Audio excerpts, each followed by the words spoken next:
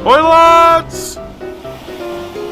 20 minutes left until boarding to Costa del Sol.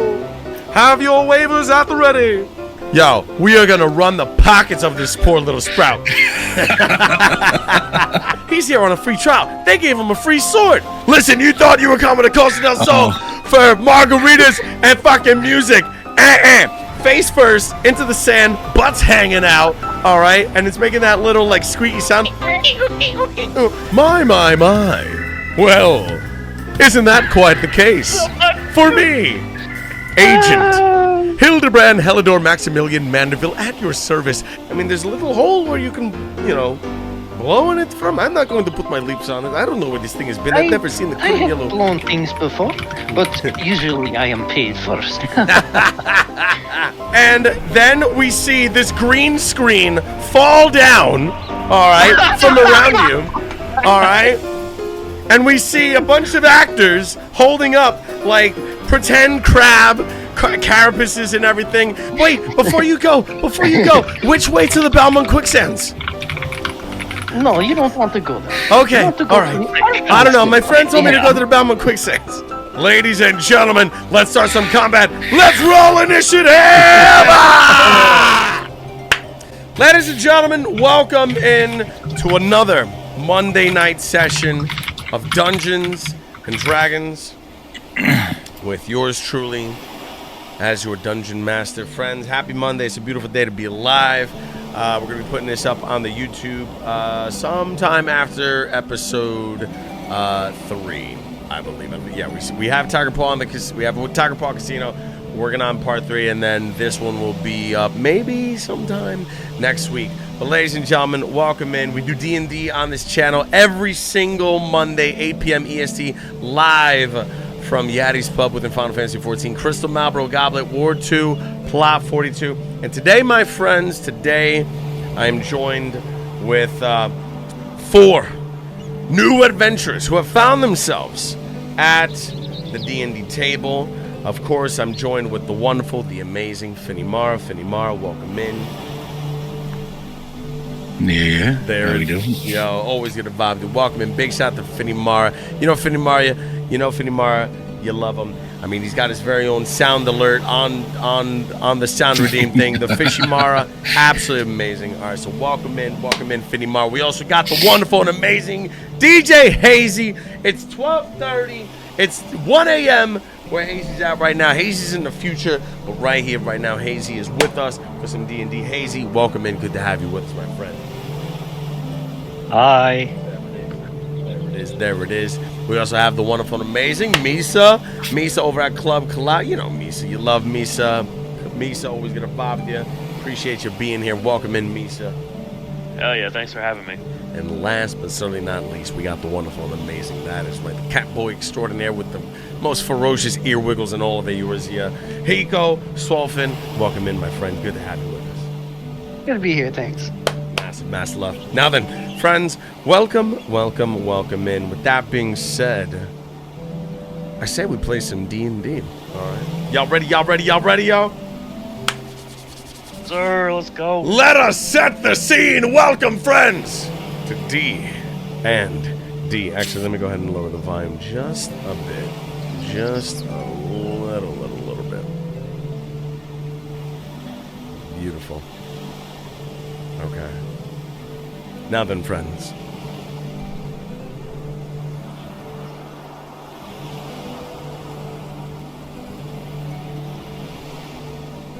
The scars of war are slow to fade. Yet, life moves ever onward. The White Sands coast, once a haven of peace and leisure, now struggles to reclaim its former glory. But troubles stirs once more in the quiet seaside town of Costa del Sol, and a call for aid has been set forth. Now, to set the scene, you find yourselves in the bustling streets of Limsa Lominsa.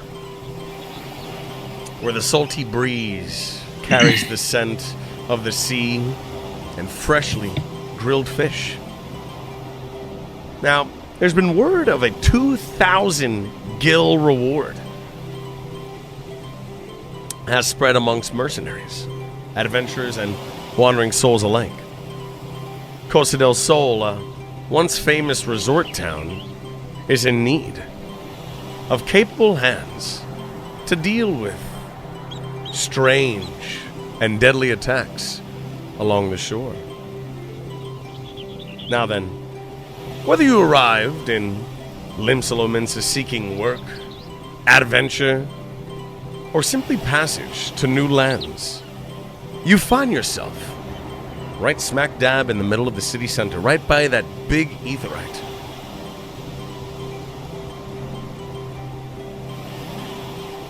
To your left, you see the infamous Lalafell line.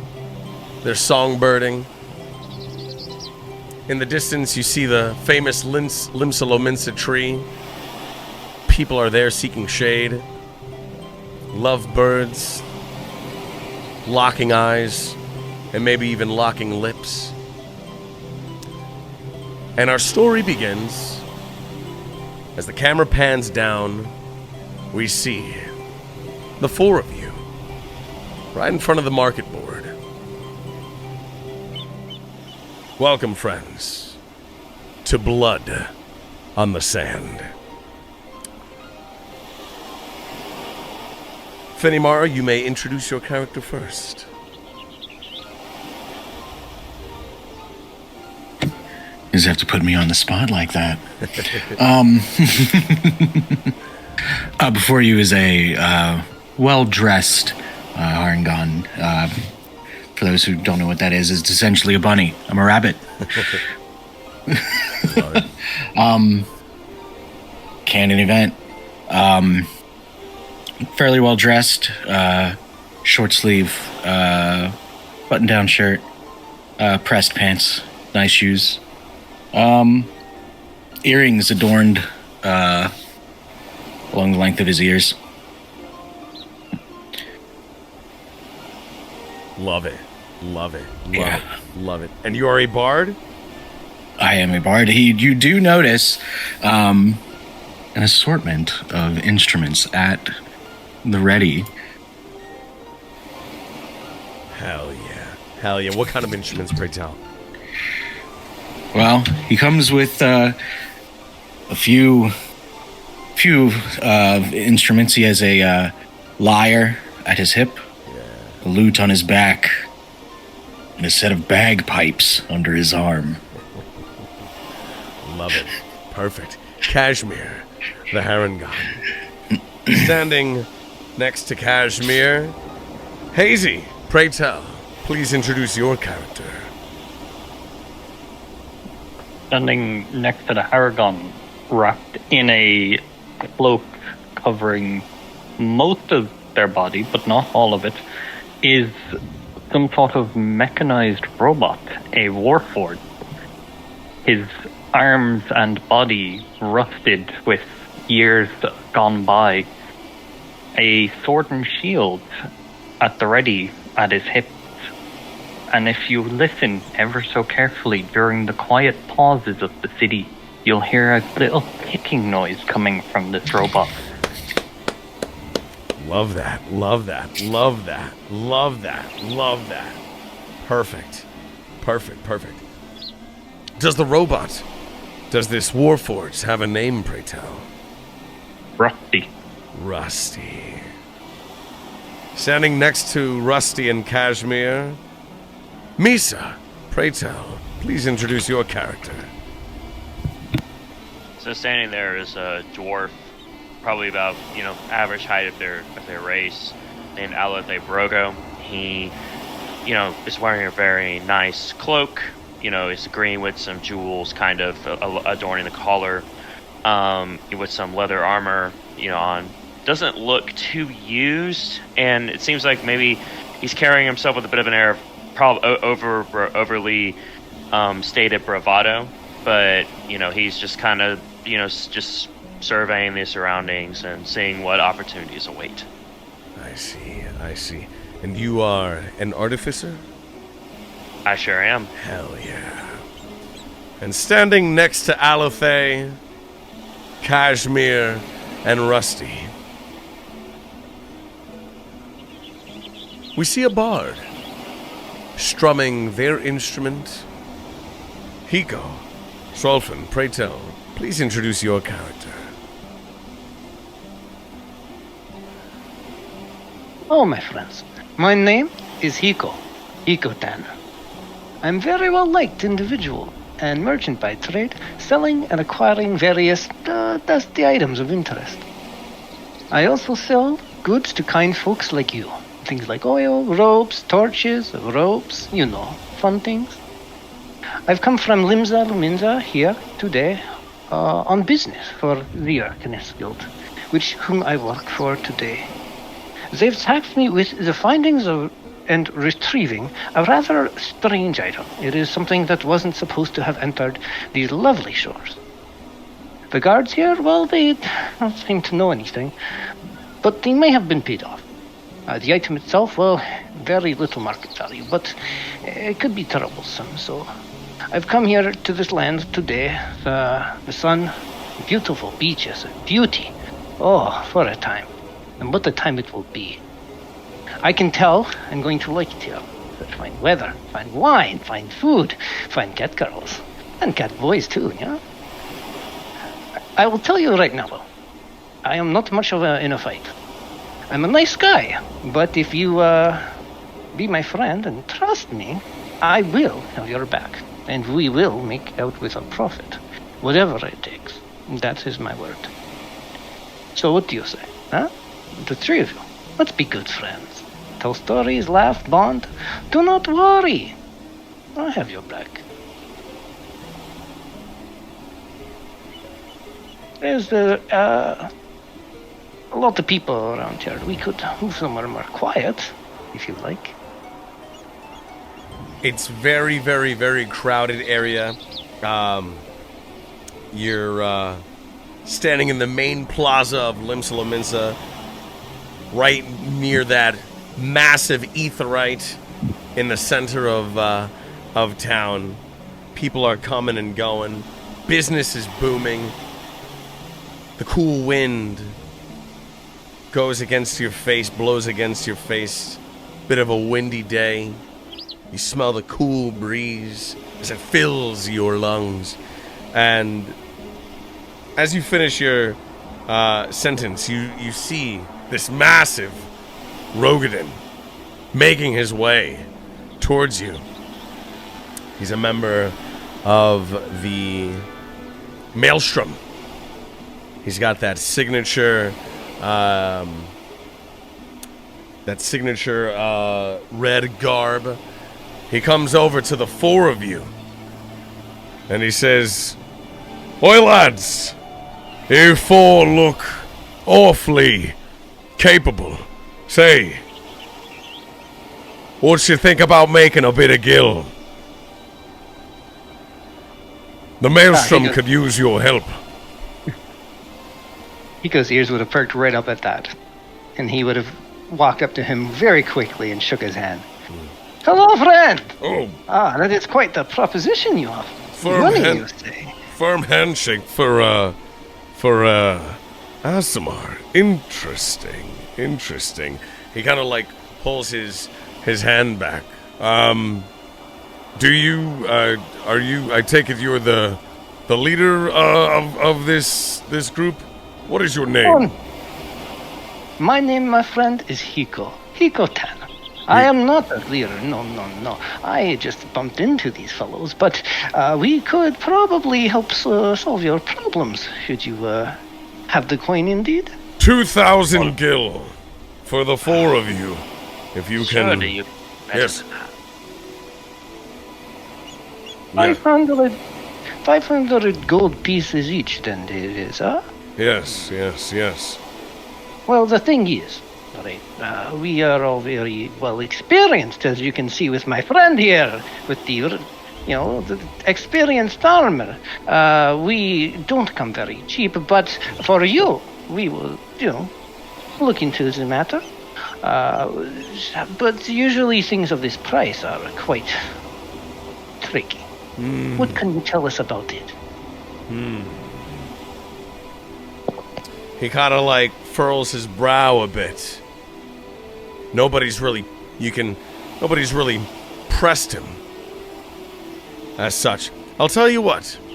Hiko, kindly hit me with your best persuasion check, please.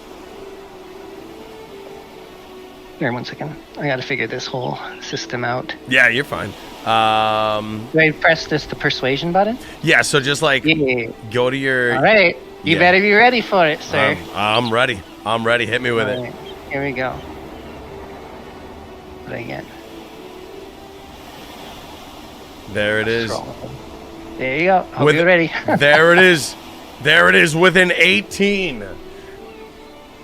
The words of a bard are that of...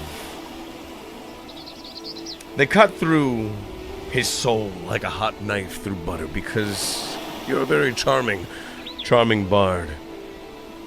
He says... Oh, I'm not a bard. Oh. I am very deceptive, though, aren't I? Very, very, very, very deceptive indeed. And he says, well, I'll tell you what. I've been looking around Limsa all day. And to be honest, you four lot, you're the ones that seem to be able to fit the bill to just be able to save our dear precious gem, Costa del Sol. I'll tell you what. To entice you a little bit of the urgency of this matter, instead of 2,000 gil, how about we double it?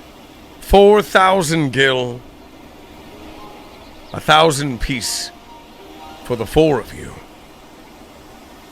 My friend, that is much, much more appreciated. Now, please, let us go somewhere quiet. The 3 or 4 of us, and 5 of us. That's not very good at math. Sure, come along. Let us discuss it more privately. Very well. How about you 3? Are you in? He turns to the others, raising an eyebrow, cocky smirk on his face. Alate kind of regards the Rogadin with a little suspicion and just kind of nods. I'm at least willing to listen. Nothing else. It seems worthy. Maybe. I do not normally work with officials of your sort, but I suppose I can make an exception today. My name is Kashmir, but you can call me Cash. Cash, an honor and a pleasure. We don't get much Harangon this way. It's all mostly tabaxi here and gnomes. But alas, you four lot seem to be strong enough. Come to my office. And he ushers you to visit him. He leads you to his office. The four of you travel with him, and as he's walking through this crowd, it's as if you can definitely tell that he's one of the higher ranking members of the Maelstrom, because as he's making his way through this bustling city of Limsa, the crowd just kind of like disperses. You also see that, the general mood, the vibe from Limsa, it's not as cheerful as y'all are used to. This is post-war. The Allegan Empire has won. They rule Eorzea with an iron fist. And so people, they're not as happy as they once used to be. making their way into the captain's quarters, the big massive Rogadin, leader of the Maelstrom. He says, "Now then, lads, I've got some documents for you. And these are your boarding papers. There's a ferry that's going to leave in 30 minutes to Costa del Sol. Or at least it'll get you as close as needs to be. Costa del Sol, prior to the war, was a beach haven, a resort. But now, it is a mere shadow of its former self. Nobody visits it anymore. But that's not why you're here. People adventuring through the area have spoken horrible tales of creatures coming from the depths, taking women and children to a watery grave. The caves that go along the ridge, the coastline, are rumored to house these beasts. But alas, all my men, they're too fatigued, they're too tired, which is why we have to rely on, well, mercenary work to assist with this threat. But alas, the four of you, not only will you have quite a bit of guilt to your name if you can vanquish these terrible threats and find out just what the heck is going on, but alas, your names will echo in the history books of all that read the next issue of Eorzea Encyclopedia.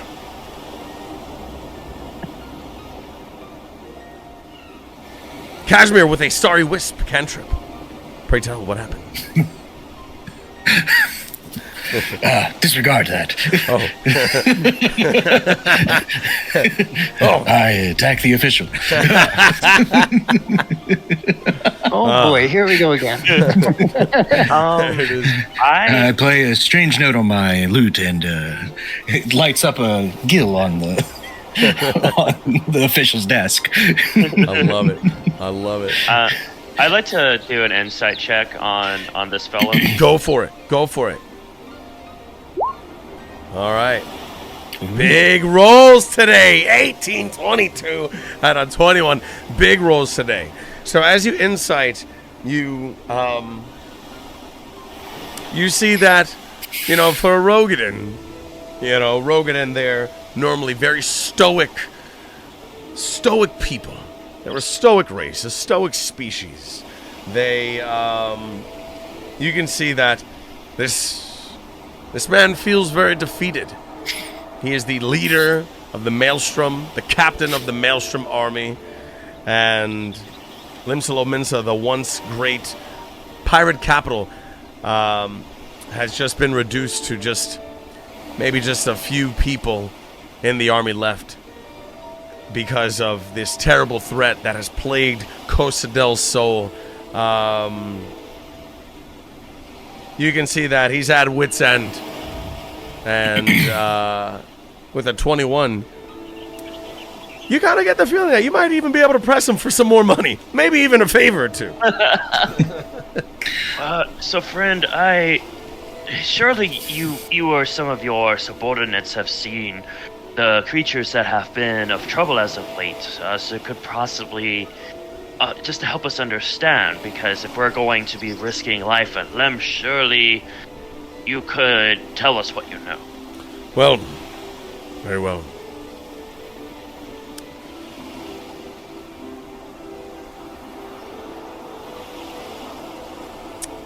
Well, I can tell you that, you see,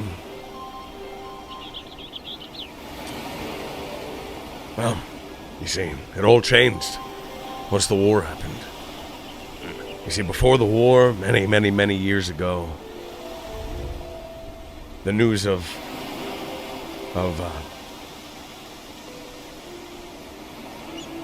some poor folks that were attacked at Costa del Sol, it reached us. It reached authorities all the way here to Limsalominsa. after some investigation, days turned to weeks. Weeks turned to even a couple months. It was discovered that tourists that would come to Costa del Sol to party with their favorite bards, I believe one of them was named after a vegetable. I don't know. Bard spud, bard sweet potato. I don't know. It doesn't matter. But they were taken. They were taken by local beasts into their lair. Hook horrors, they call them. And now the city deployed some troops. But alas, we couldn't find anybody. And we covered the entrance with rocks. We thought of it as a problem solved. But alas, I fear as though those hook horrors, they might be back. Winged creatures with a wingspan of yalms. They'll take you out of the sky before you even know what's happening. So which is why, as captain of the Maelstrom, I'm a bit ashamed, but you're my last hope. I have to resort to mercenaries, mercs, to help save our coast.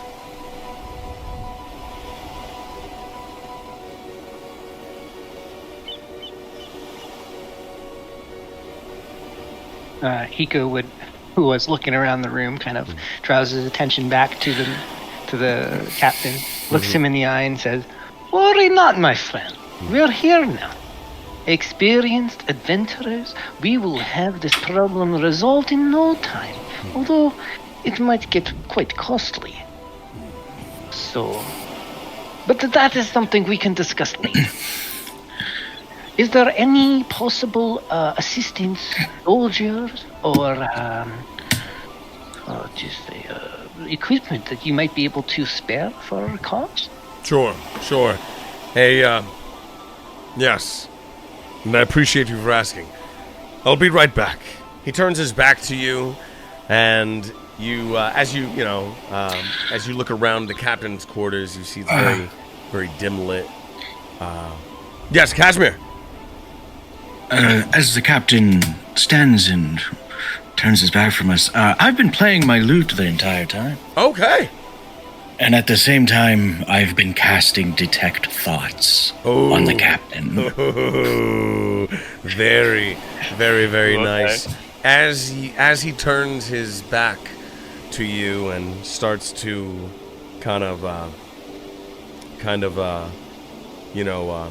look for trinkets and doodads and things that he can offer, you're reading his mind.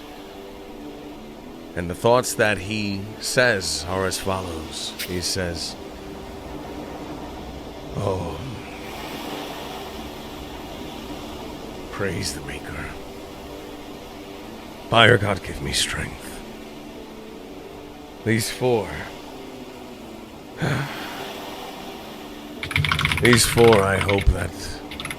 I hope they can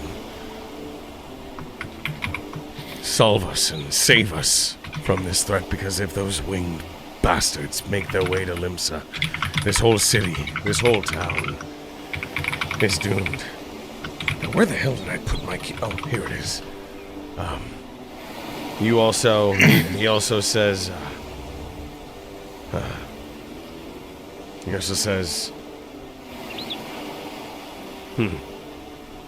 I sure hope that sorcerer doesn't, I sure hope that merchant doesn't press me for any more gil, because, we're at wit's end. We only have about maybe, what's this? Wow. Only about 1,000 more gil left. This is bad. He turns around and he says, 1,000 more, I'll take it. He turns around. This is good knowledge. He turns around and he has this massive chest in front of him, and slams it right down on the table in front of you, pulls the key from inside his breast pocket, unlocks it, flips it open, and he says, "Lads, I don't have much. Here's 2 healing potions," and he places 2 healing potions on the table. And let's see, what else we have here?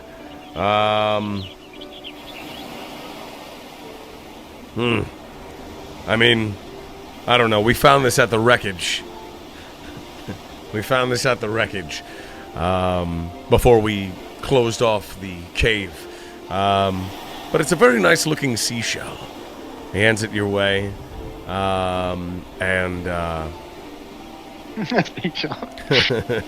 It's like a conch. It's like that, like those you look at it and it's like you could easily blow it and it might make a sound. Hiko would pick up the conch. He was as he's immediately interested in the strange and different. So he would pick it up and be looking at it while he was offering these other things. Yeah, I love it, and there it is. Kashmir wields a dagger. Where are we aiming that dagger, Kashmir? There's a spider on the ground. I stab it into the floor.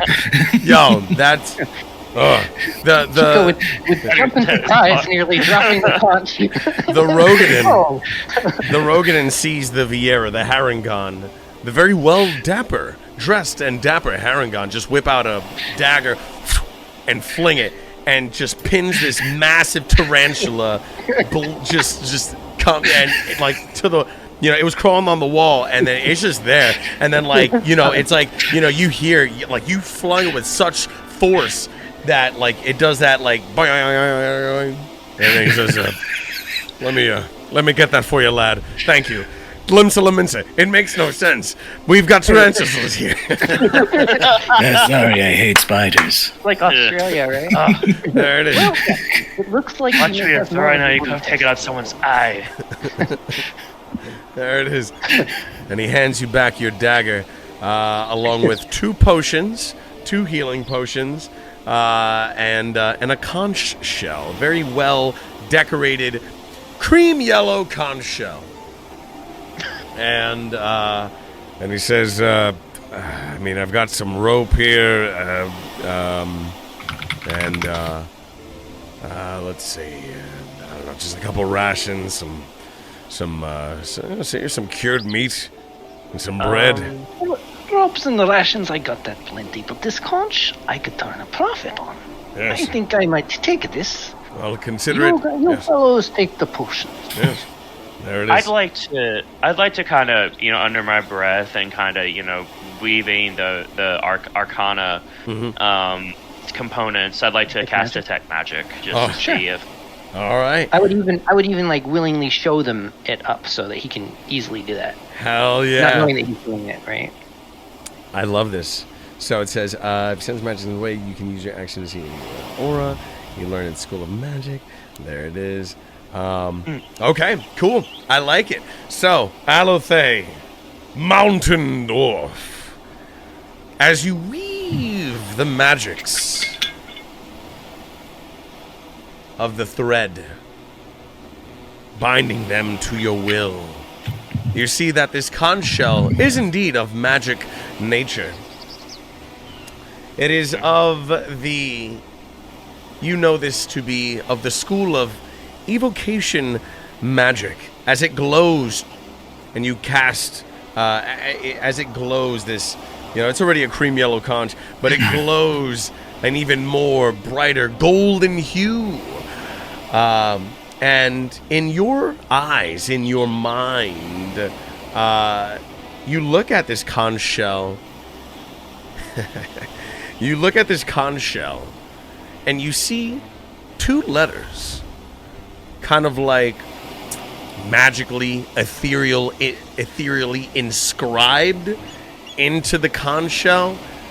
And it's 2 letters, initials. And those initials are H-M.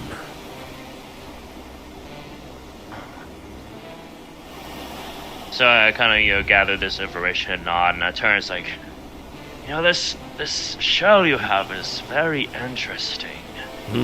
I don't think it's particularly destructive. I mean, obviously it's a magical item. You want to take care of it, especially when you're trying to sell it. I mean, use it. And there was some reason inscribed somehow through arcanic means are the letters HM. Does that ring a bell? Possibly bring something to mind by chance? HM. He kind of like grabs the conch shell, and this Roganin has no magic in his bones at all, so he's like, HM? Lad, I don't see no HM here. You can't see it, lad. It's through very sophisticated means. Someone is either using it to possibly mark what's theirs or to disguise something. It's not anything that mere brute strength can identify and vulture. He looks at it, kind of like shakes it, kind of holds it up to his ear. HM.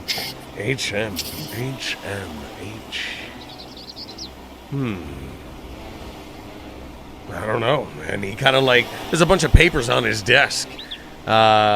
He's got like a little oil lantern next to him, carrying an open flame. It's very dark in here, and he kind of like he has these ledgers in his hand, and he's holding this flame up to them.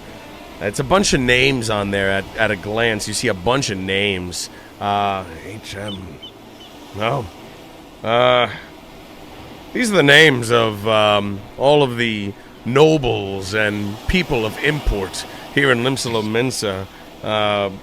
After the war, we decided to do a census to count to see what our population was. But no, nobody here with the initials HM. And he furrows his brow. I don't want to insult you, but it can't be a thorough report. I'm not on it. Wait, say that. Lad.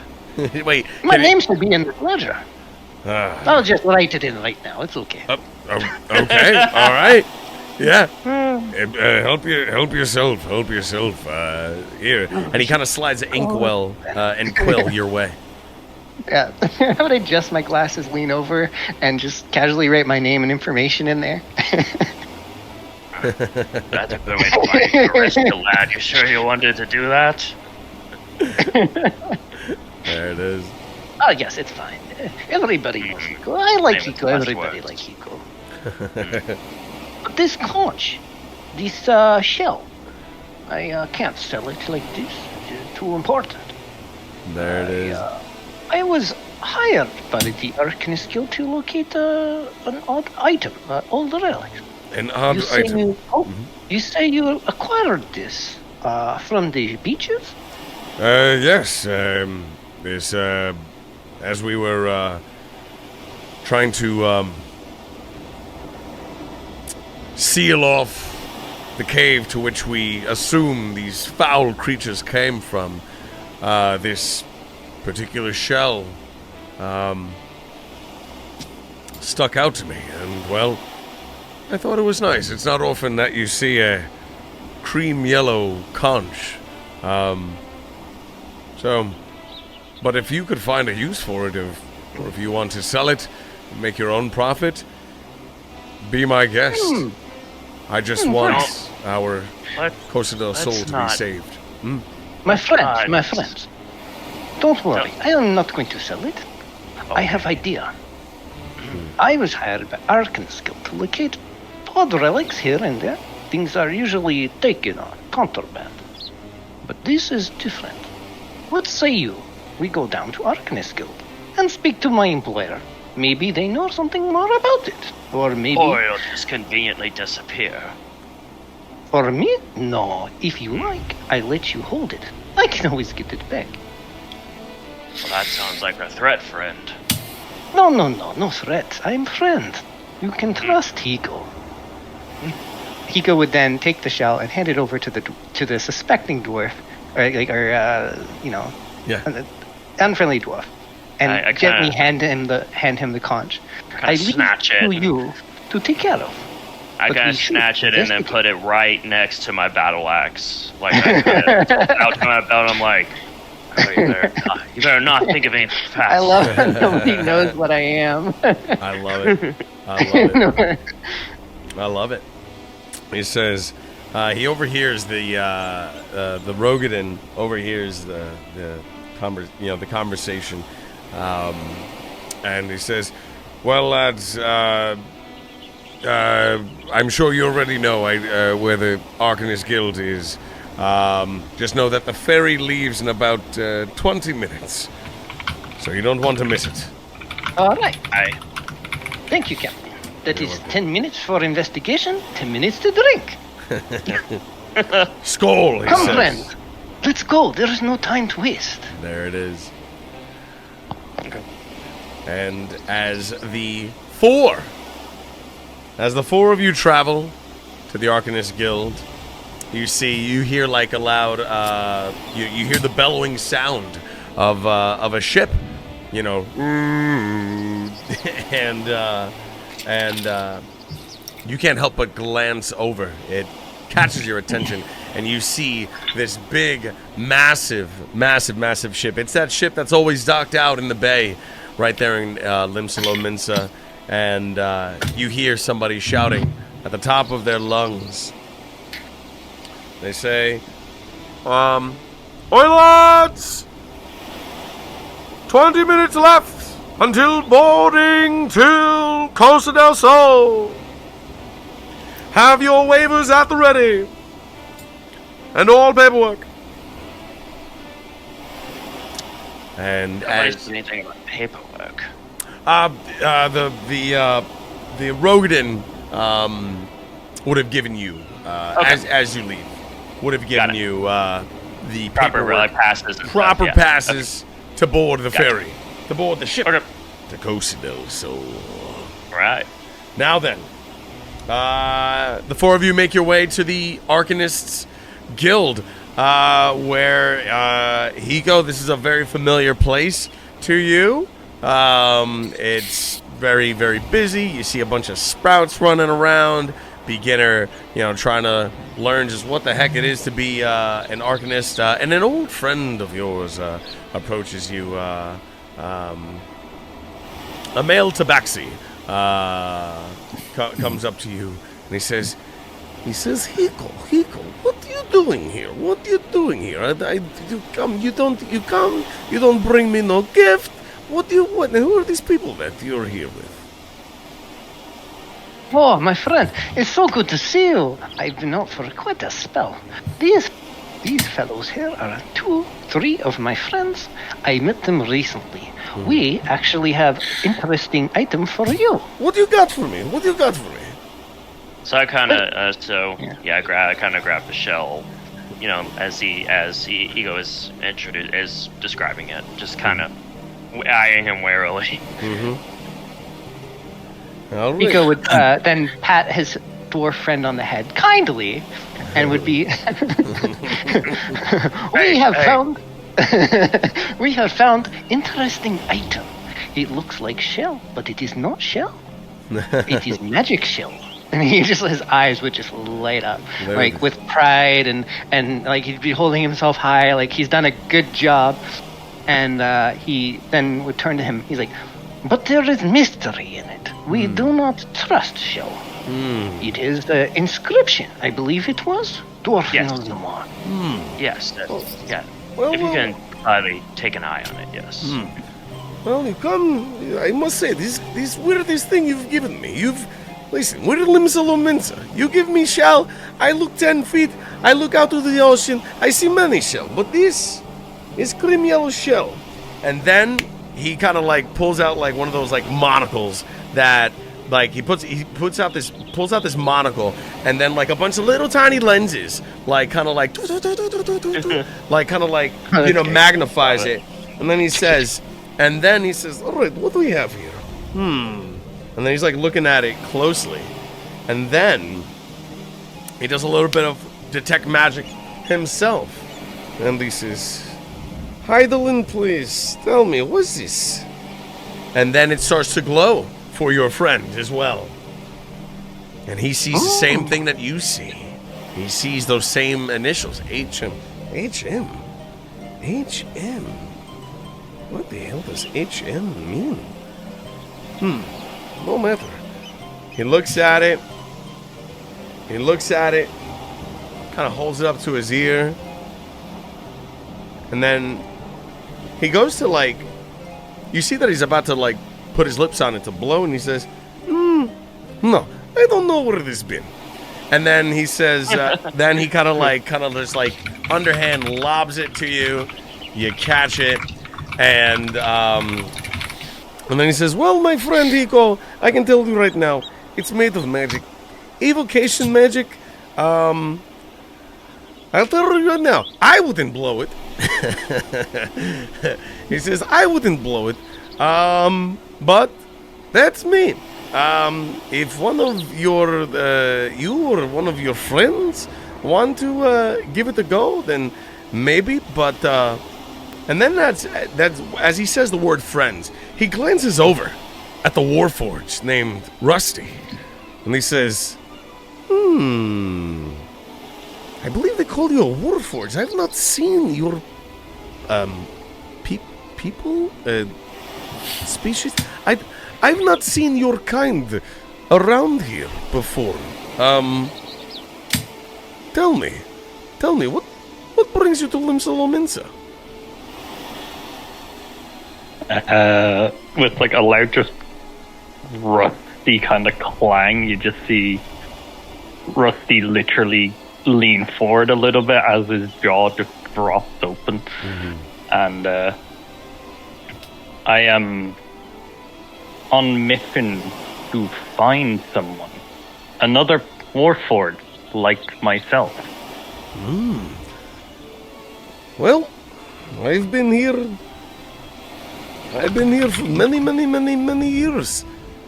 Like I said, we don't see much Warforged in these parts of Limsalominsa, but, well, I must say, this is my first time actually talking to one. I've heard of your kind. Is this all?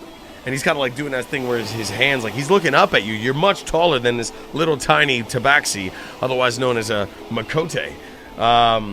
He's looking up at you, and is this?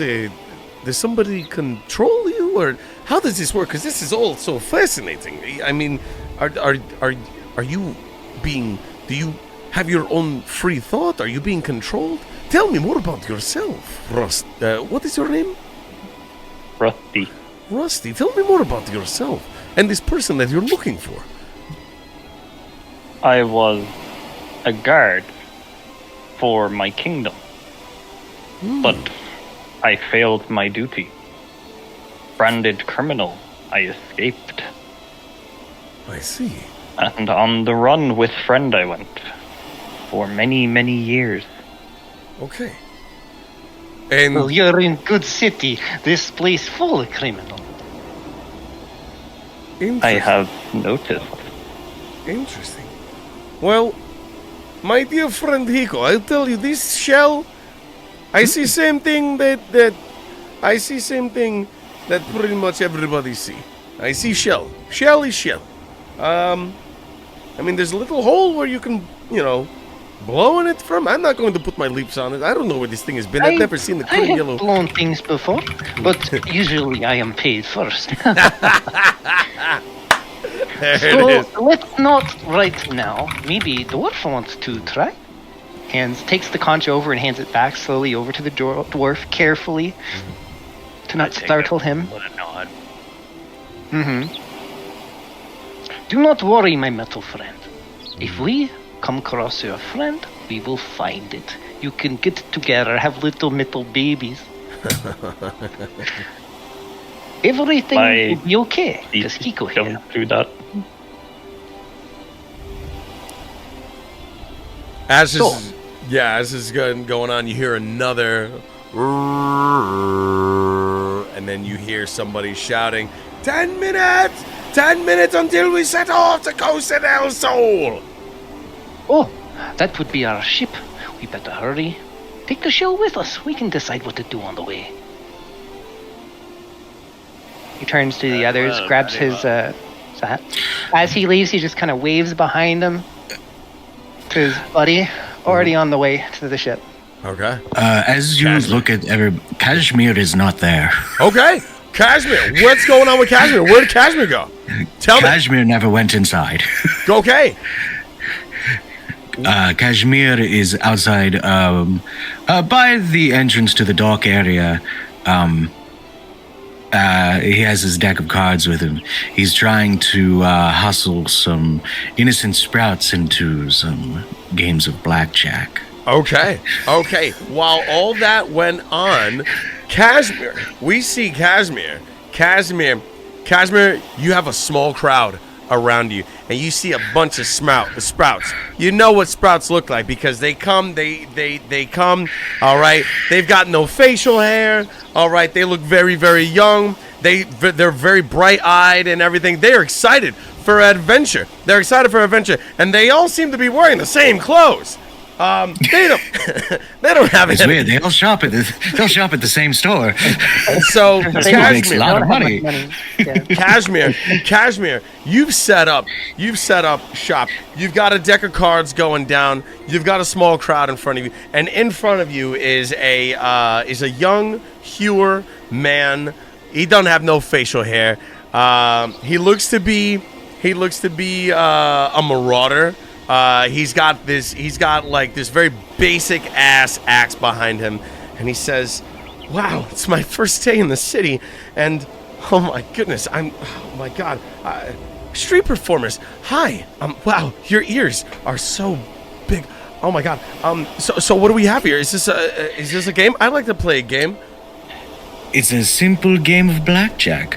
I deal you cards, you try to get as close to 21 as you can without going over. Okay. All you have to do is beat my number as well. Okay. If I go over, you win.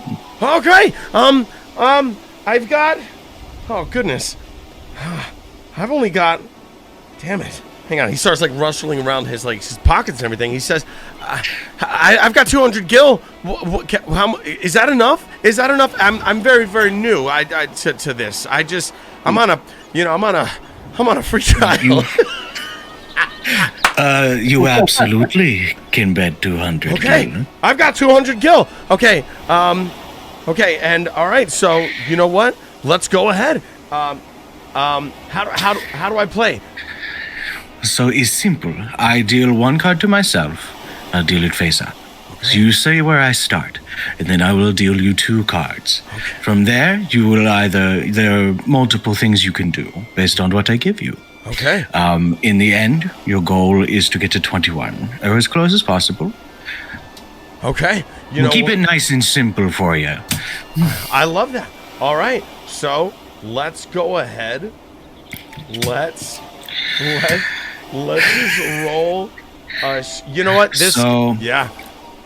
I have a little something. Hit me with it. It's called Never Tell Me the Odds. Oh shit! Tell me about that. I've never heard that. What is that? Tell me. I love this. Odds and probability are my bread and butter. During downtime activities that involve games of chance or figuring odds on the best plan, you can get a solid sense of which choice is likely the best one and which opportunities seem too good to be true. Oh my god, I love this. Odds and probability are your bread and butter. During downtime activities that involve games of chance or figuring odds on the best plan, you get a solid sense of which choice is likely the best one and which opportunities seem too good to be true. At the DM's discretion, yo, we are gonna run the pockets of this poor little sprout. He says, oh my god. Okay, well, very well. Okay, so I've got 200 gil. I'll tell you what. Here's 100 gil. Let's play. And he's going to roll a D20 at disadvantage because this poor little sprout is about to get just the bananas at him. Let's go ahead. Penetrating, compounding, inline, bada bam. Also, let me see something real quick because I could have sworn that I put the enemy. Let me see something real quickly. as this is going on, because Hiko was the first to leave, he's the first to come into the situation.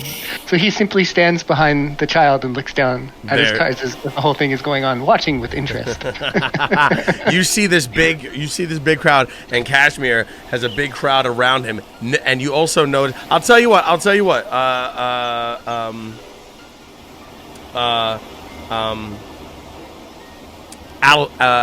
Alethe, please hit me with your best insight check, Preto. Okay. Yeah. There it is. Yo, the rolls are just ferocious tonight. I love it.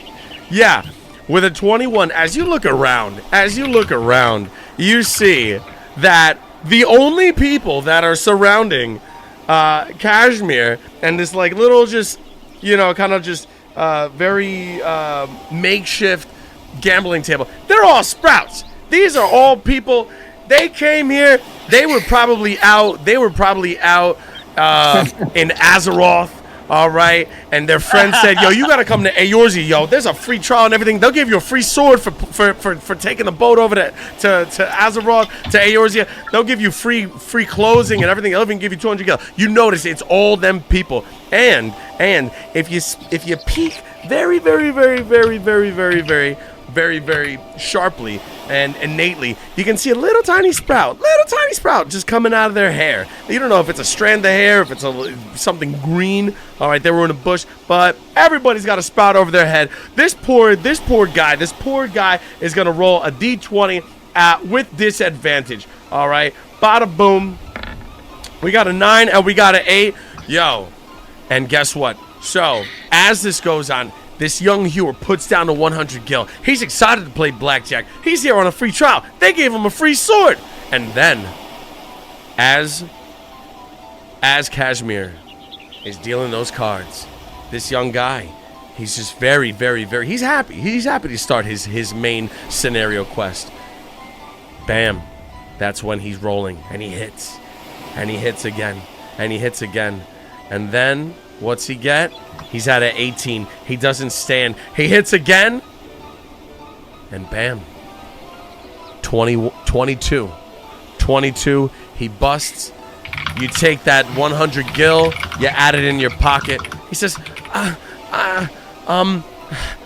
okay, well, I've got another 200 gil. I've got another 100 gil. Can I play again? Can I play again, please? Oh, by all means, feel free to play as much as you want, my friend. Okay. All right, come on. Hiko's going to interject here. Okay. So, Hiko speaks to the child, and he's like, "Oh, that game seems quite fun. Would you let me have a try?" And he's going to cast Persuade, or do a Persuade roll on the kid. Go for it. This kid is like already in it. Like he's ready to give his shirt, his dog. He's ready. Jeez, the rolls are fucking ferocious tonight. What the hell? How is this? Yo, this is bananas. The rolls are phenomenal tonight. I love it. 23. This kid is like, well, how hard can it be? 21. Yeah. Help me out. Okay. Let me have a try. Okay. So he steps in front of the table and he's like, 100 gold, was it? Yes, 100 gold. Let your friend Hiko do a roll, huh? Let's say I bet 50 gold, and if I win, I get 100.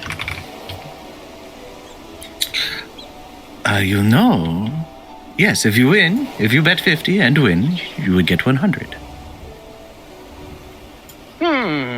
For you, maybe, though. I give a special rule. Oh, special rule, huh? I deal you 2 cards. 2 cards? And I will let you double down. You only get 1 more card. But if you do, instead of 100 gold, you'll get 200 gold. Oh, 200 gold? That sounds pretty good, don't you say, little boy? Yeah. Let's do. He says as he rubs his hands together. He reaches into his pocket and sets down 50 gold in front of him. Okay. Now, how do I play this game? It is simple. I deal myself one card. You see where I start.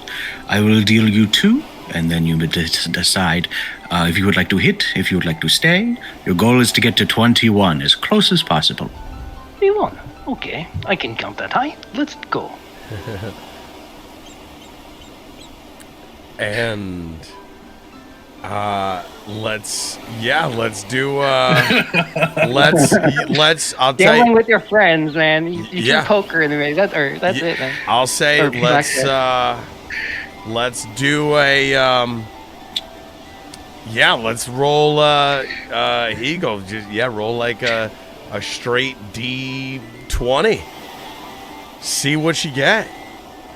Okay, how do I roll just a regular D20? You can either type /roll space D20, or on the left side of the screen you'll see like a polyhedral dice icon. You can click that. That's your dice roller, and you can click that. All right. So 13. But Yeah. Okay. Hit it. I have the luck trait, so I will expend one of my lucks to roll advantage. Go for it. So what would my advantage roll be? Like You would just roll again? D20 again. Yeah. I take the higher roll, right? Yeah. Mhm. You take the higher one. Holy There shit. you go. All right, so 18. You're dealing cards. And, it's neck and neck. You're dealing cards, and boom, Hiko, you're at a 17.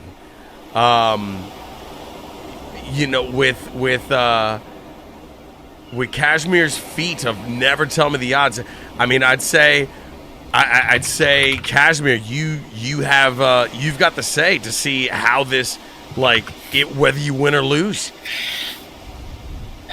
What do you say, friend? What is your card? He looks at you, and there's a level of appreciation behind his eyes that he's trying not to show. He sees something in the way you're playing that lets him know that there could be something very advantageous of becoming your friend. And Hiko would be standing there with a smirk, coy. Meanwhile, Hiko draws. He's going to... I would like to roll sleight of hand. Woo! Hell yeah! To deal from the bottom of the deck. Hit it. Hit me with that biz sleight of hand. Hit it, Kashmir. Hit it. That's Hit a it. good match. I love this. Okay. Not great. 13. You know what? So, well, let's contest it. Let's contest the 13 against Hiko's perception check to see if Hiko's perception is high enough to catch this sleight of hand. So this is actually a good thing because Yeah. my perception is one of my lower stats. So Hit I it. made him be quite good but quite bad. Hit it. So But yeah. he would roll anyways. Ready? So You ready? Yeah. Let's see that Boom. perception check from. Oh shit! Yeah. Yeah. Minus one. So Kashmir. Hiko Yeah, doesn't go. notice at all. Yeah. Yeah. You've successfully done your sleight of hand, Kashmir, and Hiko has not seen a thing. So, as advantageous as he sees this, and he will remember this, Kashmir has no friends. Kashmir deals himself an 18. An 18. Ooh, which beats my 17. He But does. I get to draw one more time, right? For 21, double down? That was promised. If you wait for me to deal myself, then that's not how that goes. Oh. Well, I'm a little confused. Okay, so Hiko would take his card and flip it around a bit, right? Yeah. And then put the card back down on the table. But you said 18. But this is not 18. This is 20. Kiko would have used his subtle spell ability and cast minor illusion on a card. Yo! There it is! Fuck! Oh my god! Oh my god. So wait, okay. Alright. So Jesus Christ. So I spent one of my sorcerer. Yeah, I would have spent one of my sorcerer. What do you call that? Quantum magic sorcerer points. Bro. Yo. So he's Okay. now waving around a card worth 20. He's like, but I'll tell you what, this was a good game, and I was a little confused. How about you just give me 100, and we call it even?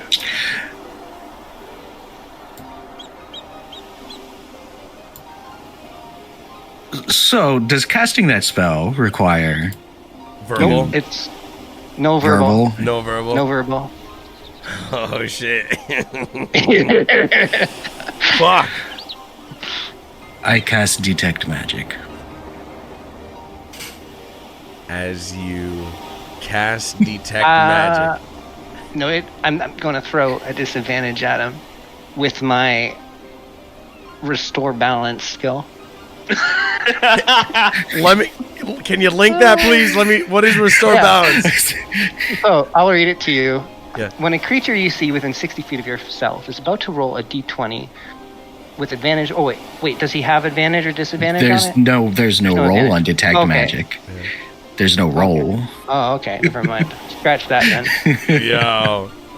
I just look at the card and okay. cast Detect Magic. You look Okay. at it and So you- yeah, sure enough, Kashmir, as this battle of wits is going on. Meanwhile, this poor Sprout, he's cheering you on. He's like, oh my god, he won, he can't be beat.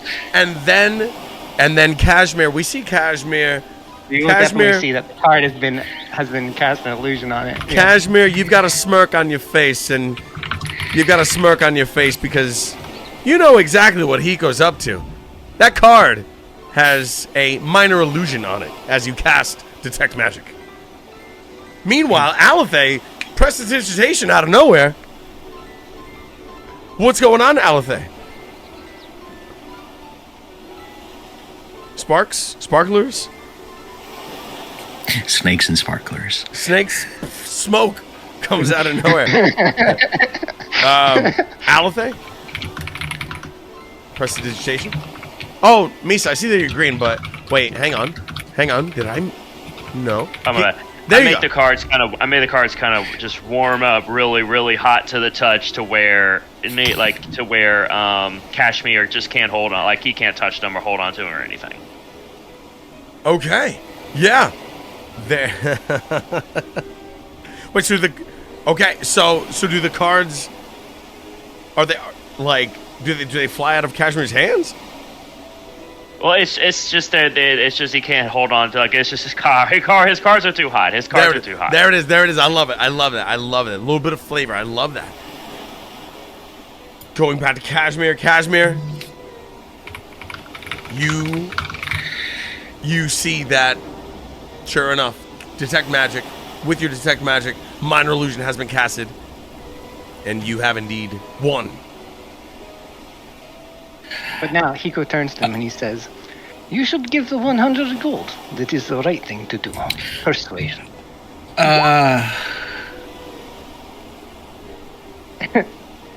You just attacked me. Wait a minute. It is what it is.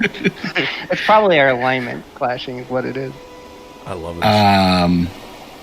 What would I roll against persuasion whenever that's So he's usually trying kind to. of A wisdom check, I believe. Right? So he's trying to persuade you to try and counter this very, very, very persuasive Asmar sorcerer, Kashmir, to withstand it. I mean, yeah, something wisdom. Yeah, give me like your best. Just. It would be the So- wisdom save, I believe. Yeah.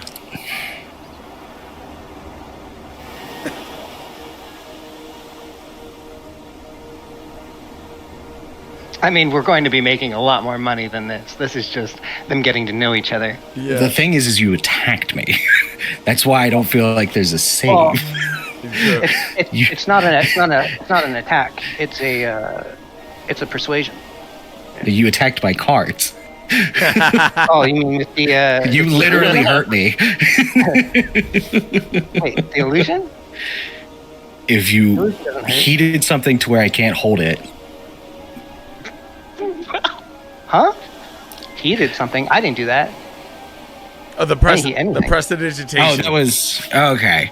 Well, Alice, okay. I would like. Okay, you know what? Here's what I'm going to do. I am going to roll a sleight of hand myself, just to make sure that it's relatively. Yeah, if you can tell who it came from. But I mean, he would be assuming. You could assume it's me, but it's not an attack. Yeah, I'm not attacked. Let me see. Okay. There it is. I really like our guys, though. I love this. I love this, yo. I love this. 18. But I am to 18. Okay. That would be against my perception. So I didn't see where it come from. Yes. You just see our card and you dropped it. Too funny. Sweet. It's not a wisdom. Would that just be opposed persuasion? Because that's not a wisdom save. I'll have to Google it.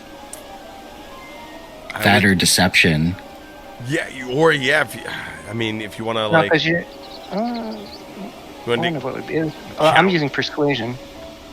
So he goes using persuasion to counter this to resist this very, very persuasive Asimar with a 24. I would say maybe charisma him back. Well, I'm attempting to persuade him simply to do the right thing, right? Yeah. Maybe it'd be persuasion versus persuasion, because Kashmir's That's trying what to I was convince, thinking. Yeah, trying to convince, like kind of argue a counter. They do offer a counter argument. Yeah, I like those. Do persuasion versus persuasion. Yeah, okay. Battle of wits. Let's go. Never mind. So the response I got was wisdom or charisma, whichever is higher. Yeah. Yeah. Okay. So Which I have one then do you mean? convinced you, like through this game, that while you've had your fun, it was time to stop. I will say get this. their shit. I will give you your money back, seeing as how. I mean, you didn't exactly play fair either, my friend. I will give you your bet back, but I will be taking the rest. And I would like to use my my rabbit hop and hop my way out of this situation. Fucking A, big rabbit hop. Using those. God, I love it. Leaves 50 gold down and hops the fuck out. As a bonus action, I can jump a number of feet equal to 5 times my proficiency bonus without provoking any attacks. I love that. I love that. So I just grab the gold or the gill and leap my way out of this situation. I love that. I love like that. the white rabbit in Alice. You leap. So Hiko would pick up the 50 gold that he had bet and hand it to the kid and be like, "Let this be a lesson to you. Money is hard earned." And then he'll just walk away doing his wave again. Thank you. Wait, before you go, which way to the Balmont Quicksands? No, you don't want to go there. Okay, You want to go all right. to the Arctic I don't know. My Circle. friend told me to go to the Balmont Quicksands. He would get down on one knee and rest his hand on the kid's shoulder and be like, You bud, sweet summer child. yeah, his eyes would just have a slight charming glow to it and be like, "You do not want to go to the quicksand. All right, You want to go study at the Arcanist Guild." Study at the Arcanist Guild. All right. Well, come on, guys, and you just see like him and these like 2 other like sprouts. All right, we're gonna go to the Arcanist Guild and then we're gonna work on our hunting log. and they go off, and as Kashmir hops away, landing strategically on the pier, which leads to the big ass ferry. You hear one final last call, boarding for Costa del Sol. So Hiko would hop on the ship as quickly as possible with his backpack in tow. I love it. I love it. Yeah. I love it. That was great. That's amazing. That's amazing. That's amazing. We board the ferry. All right. We board the ferry. And at the helm is another very grizzled Rogadan ferryman, bearing the colors of the Maelstrom. And we set sail. And for a spell, the sea is very, very calm. It's very calm. You see the seagulls flying above you. You see the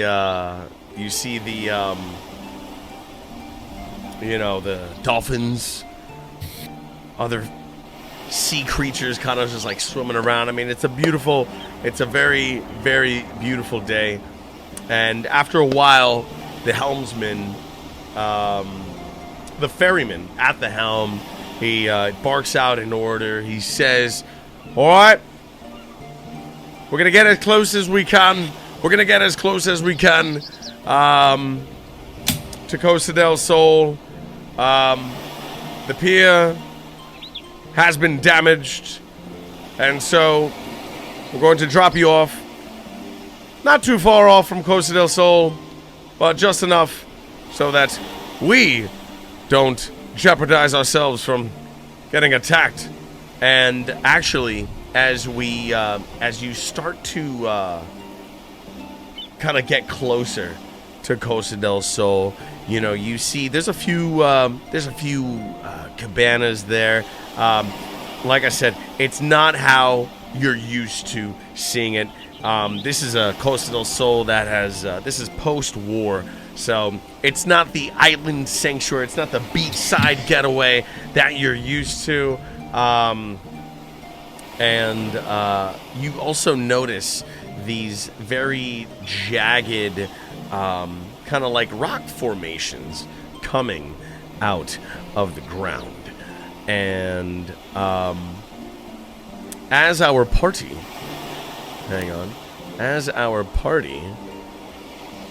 docks, all right, let's go ahead and do a little of this.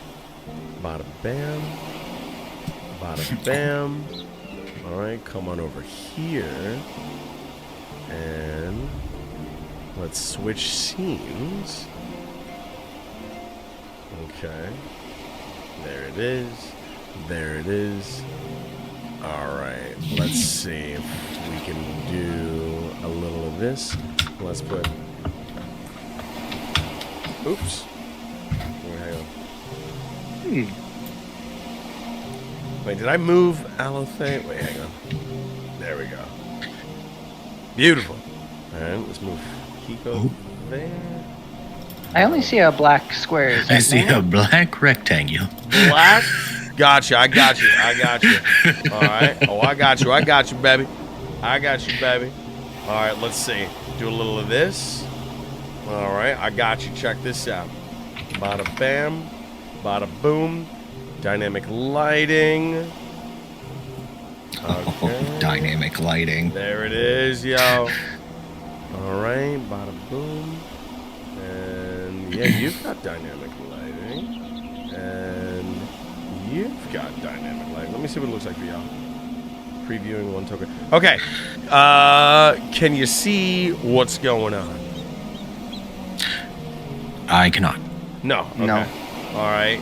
Nobody can? No, I see black. Okay. There may be like you show the table and you might be on like DMV or something. Very interesting. Do our tokens have basic light turned on?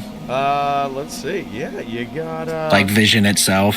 Yeah, you got vision turned on. You got vision. Got night vision as well. 5 feet of night vision. Yeah, that dark vision as well. Yeah, you got all of that. Interesting. Oh, they have that. That's right. Yeah, my bad. Y'all have to click yourself. My bad. Yeah, we figured that out last time. Actually, let's do a little of that. Do a little of that. Do a little of that. Do a little of that. Do we have control of our characters? Yeah. So go to the right side where your names are, and then drop right, like left click and hold your characters, and then bring them to this little ping right here, where I'm pinging right here. Can't see the ping. There it is. That worked. There it is. Okay, now y'all can see. Yeah. There it is. Yeah. Beautiful. Yeah. Good. Tantalus, thank you. There it is. Actually, you know what? Let me see something real quick. Detail. Bada boom. Alright. Oh, I'm gonna have to get used to this.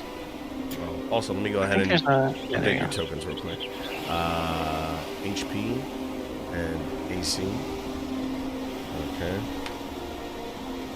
Save. Wait, where do I drag my token from? From the little like journal. Journal. Yeah. There's like a way to put name tags on it, I think. There is a way, I believe. Yeah.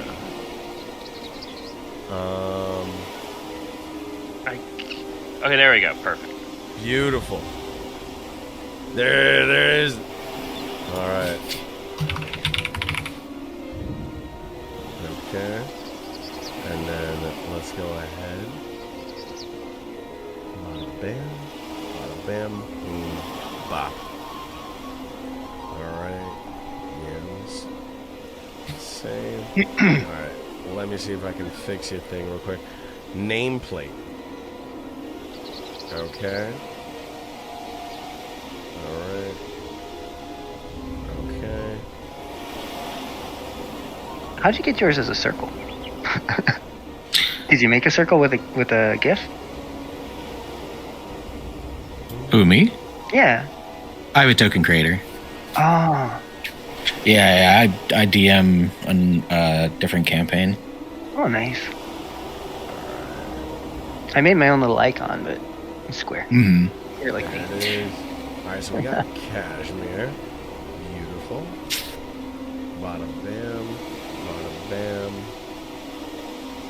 Alright. So Cashmere's name is showing up.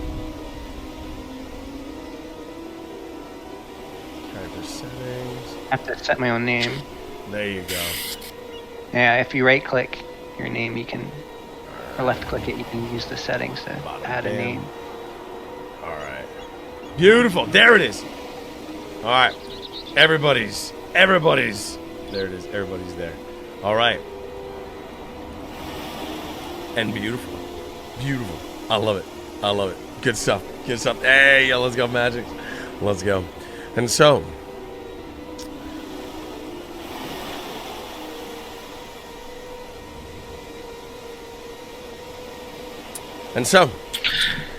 as the four of you disembark this this ferry, you are then make your way to the beach of Costa del Sol, and a little Lalafell comes out of nowhere, running, and he's dressed in very, very traditional Costa del Sol garb. All right, he's got these. He's got his shorts on. He's got his little hat. All right, and he comes up to you in a bit of a hurry, and that's when you see it up close and personal. You see, sure enough, man, Costa del Sol has definitely seen better days. It's a lot worse for wear. All right, the gazebos have been destroyed, and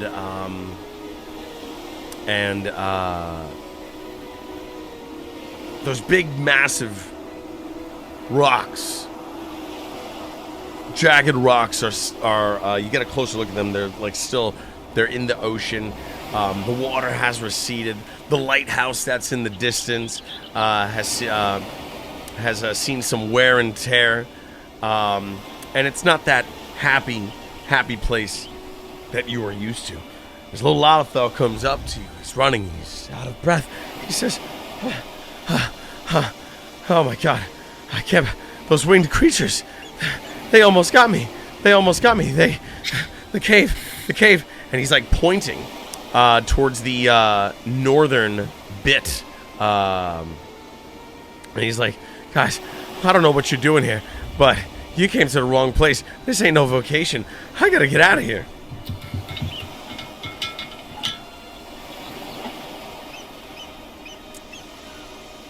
Calm down, little fella. Tell us, what just happened?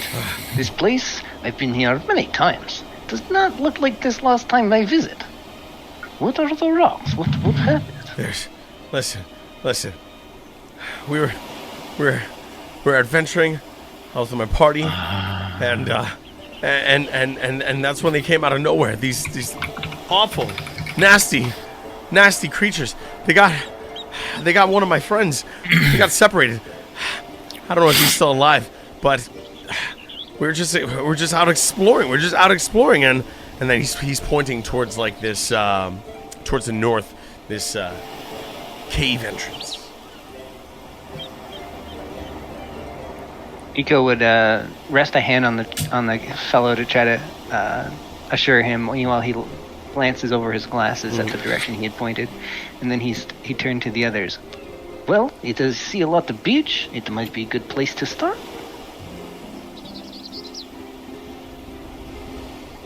He then looks over to the robot, nods, and then over at the bunny man, and he'd be like, Yeah, I'll take this. What do you think? You seem good at, yeah. And be like, tell me, what are your thoughts? Where should we start? Well, we're already on the beach, so might as well head in that direction anyway. I think we should be relatively careful with our approach, just so we don't startle and provoke anything we don't to be caught unawares. What, like a crab? Is a beach. Yes, but we don't know if something may swoop down. They come from the sky. We don't know if they may swoop down on us suddenly. We need to keep our eyes out. So yeah, I would like to roll a perception check super quick. Go for it. There we go. Okay. Big roll. 20. All right. With your 20.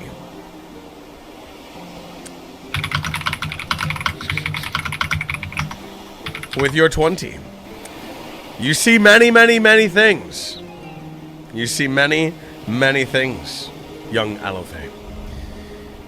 You see some very large, wide rocks, about 30 feet beyond the smaller ones at the seashore, right over here where I'm pinging.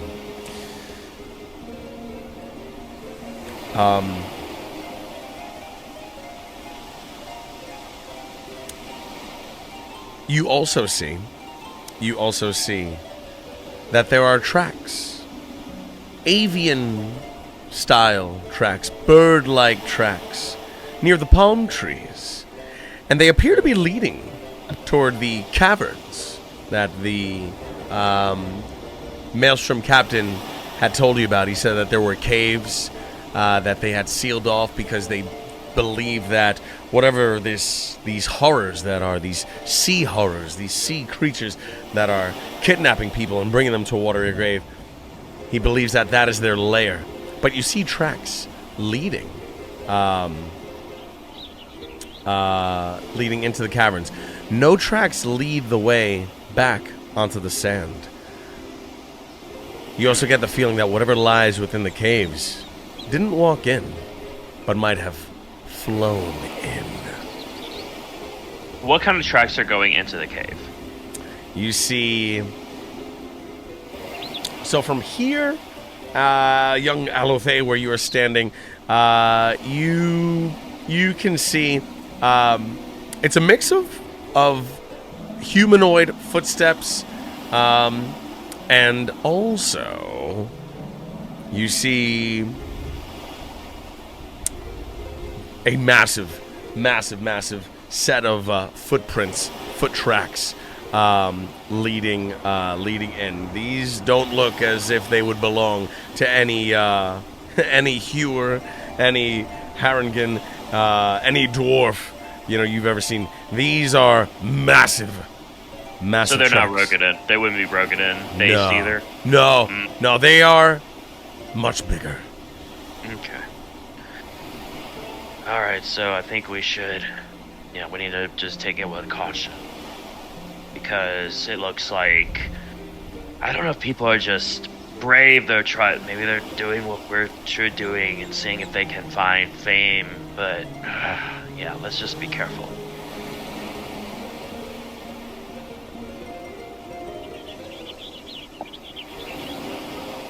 And there it is, yeah. There it is. And so, the four of you, you may, you can go ahead and move your characters. Yeah. And wherever you'd like to go and explore. I would step forward a little bit and be like, what do you see? Where should we go? I'm fine with beaches, but sand doesn't do great in the boots. Especially with our robot friend here.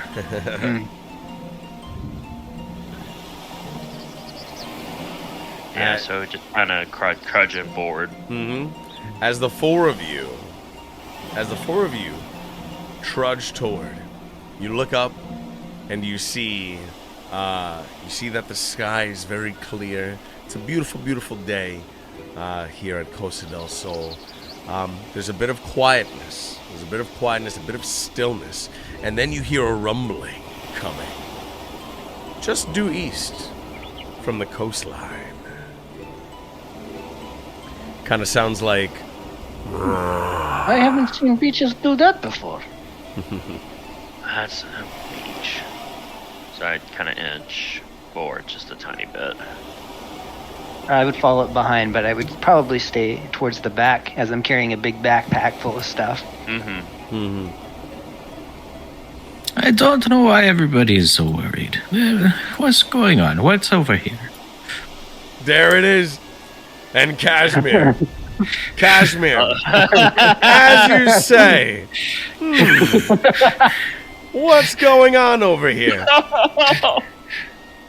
A bunch of What little could possibly crabs. happen? A bunch of little crabs sprout forth from the surface. Where could it be, Crab? They took a dance. And they come at you with furious anger. These are not like any crabs that you've ever seen here at Costa del Sol. No. These are some crazy ass. I mean, this might even be like, this might even be like the primal of crabs, because these things are massive. So massive, in fact, speaking of primal, ladies and gentlemen, their god comes out of the ground, sprouting out of the ground. Ladies and gentlemen, it's a crab attack. Listen, you thought you were coming to Costa del Sol for margaritas and fucking music. As Cashmere gets closer to the coastline, it's as if these crabs, these jagged rocks that were lying in wait, you come to see what they really were. It was these massive crabs. And with that being said, ladies and gentlemen, let's start some combat. Let's roll initiative! Let's go. Let's fucking go. Oh, this is... It looks like crabs on the There menu. it is, yo. I don't know why Okay, well, everybody there were is the afraid. They're rolls. simple What the crap. heck? There it is. Let's get some initiative. There it is. Rusty coming hot with a 9. Looking good. Looking great. Beautiful. How do I roll initiative? My thing's not... Your big red character button? piece says initiative below inspiration on your character thing. Oh, you know what? Oh my god. There it is. What do we got? Oh my god. Hold on. Out there with a 5. Rusty with a 9. Cashmere with a 6. Hiko. Oh my goodness. Oh my god. Okay. We'll do those rolls. Click your character. Click your character token, and then hit initiative so that it pulls up in the turn order. Oh, okay. Yeah. So there you go, Alethea. So hold on. We'll go with the first one. So let's see, Alethea, you did a 6. We'll change that to a nice little 6. It's decent. All right. Rusty, you're in there with your 9. Yo, Cashmere, if you could just click your character, bada bam, there it is. Oh, feels bad. Okay, the rolls are back. Feels bad. All right, and then last but not least, Hiko, just roll again, and we'll put your 18 in there. Just click your character. Okay. You click your character token, and then hit initiative on the character sheet, and then you'll pull up in the turn order. I do it, but then nothing happens. Let's see if I can help. I think it might be Let's see if I my can system. Let's see if I can help you out here. All right. I'm gonna close my thing and open it again. That might. So you should be able to right-click him and add turn. There you go. Yeah, there we go. Okay. Yeah. All right, so then we'll put the 18. Bada bam. All right. Oh, I there see. So I wasn't on the chart, and that's why it didn't work. I got it. There it is. Yo, there it is. All right, yo. There it is. All right. And so then, now then, here we go. Let's get these crabs up in here. There's 9 crabs and a big ass. Oh, hang on. Put him back. There it is. There's 9 crabs and a big ass fucking cool. Big ass boy. This big boy, yo. All right, hang on. All right. No, guys, it was nice knowing you for the short time I was here. Yo, you got this, yo. I start playing, my heart will go on. Oh my god. I love it. All right. Big crab, baby. There it is. They wasted the good rolls. Nah, yo, I believe. Yeah, we wasted all the good rolls on gambling. No, we just got it out. Yo, I love it. Yeah, we got the bad rolls out of our system. Yeah. All right, let me go ahead and refresh Yo, my browser. We're a rolls lucky in bunch. here. That's all I'm gonna say. There it is. Do not worry, my friends. I would stride up quickly with my backpack in tow while reaching into it There it to is. pull out a pouch. And I would stand just beside the bunny boy. And he says, I'll turn to him and be like, we may not have gotten off on the right foot, but it won't hurt as much as their feet. And then I would throw the bag using my cantrip skill in an area around us, in between us and the crabs.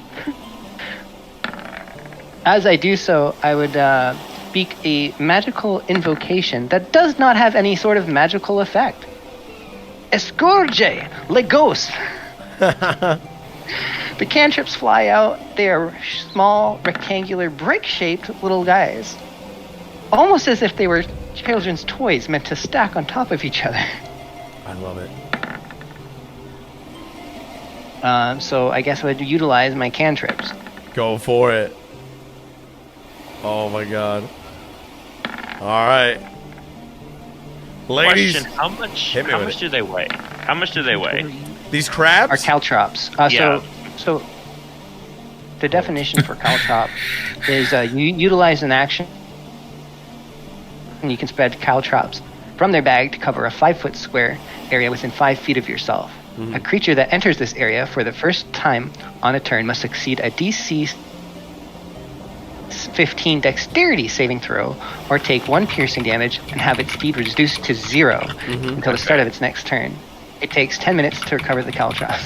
I'm not going to be recovering these Legos. Oh my god. Oh my So god. I've essentially put an even thing in front of us. Okay. All right. So I was doing the initiative rolls. So all right. So these crabs, bada boom, they sprout forth from the ground. They look very, very, very, very, very, very angry. Boom. We are in initiative order. So okay. Hiko, the caltrops. We'll do that on your turn. Okay, sorry. Yeah, we'll do that. Yeah. So at the top of the lineup, there's 9 crabs here. You see these massive creatures come out. All right. And at the top of the lineup, we've got crab number 1, and he's gonna come out here. He's gonna scurry. All right. And he's gonna come. All right. Bada boom. All right. These crustaceous, nasty ass creatures. 5, 10, 15, 20, 25. They see Yes, Kashmir. back here. They see the Kashmir. They are locked in on Kashmir. They're locked in on Kashmir. Kashmir, these are some crazy ass looking crabs. These things are massive. You know what? I mean, you might have even, you know what? This might even be like a fate right here because there's so many crabs. He's looking at you. He's looking a little hungry, and he's gonna go ahead and he's gonna hit you with his claw attack. All right. There it is. Does. All right. Does a 10 hit your AC? A 10 does not hit me. It does not. There it is. There it is. Nice. There it is. There Wow. it is. All right. That's a lot of crab. Swing and a miss. All right. Our next crab coming from the ocean. All right. 5, 10, 15, 20, 25. All right. Don't worry, guys. 30. They're slow. There Just it is. run away. They're very slow. He's going to use all of his movement. And he's just going to go ahead and blow a bubble. Bloop. Next to the lineup, Hiko Tanner. Okay. Now I move up as half of my movement, and then I'm going to cast the caltrops in front of us, between me and the crabs. Okay. While I shout, "It's a crab attack! Get back!" There it is. I love it. Yeah.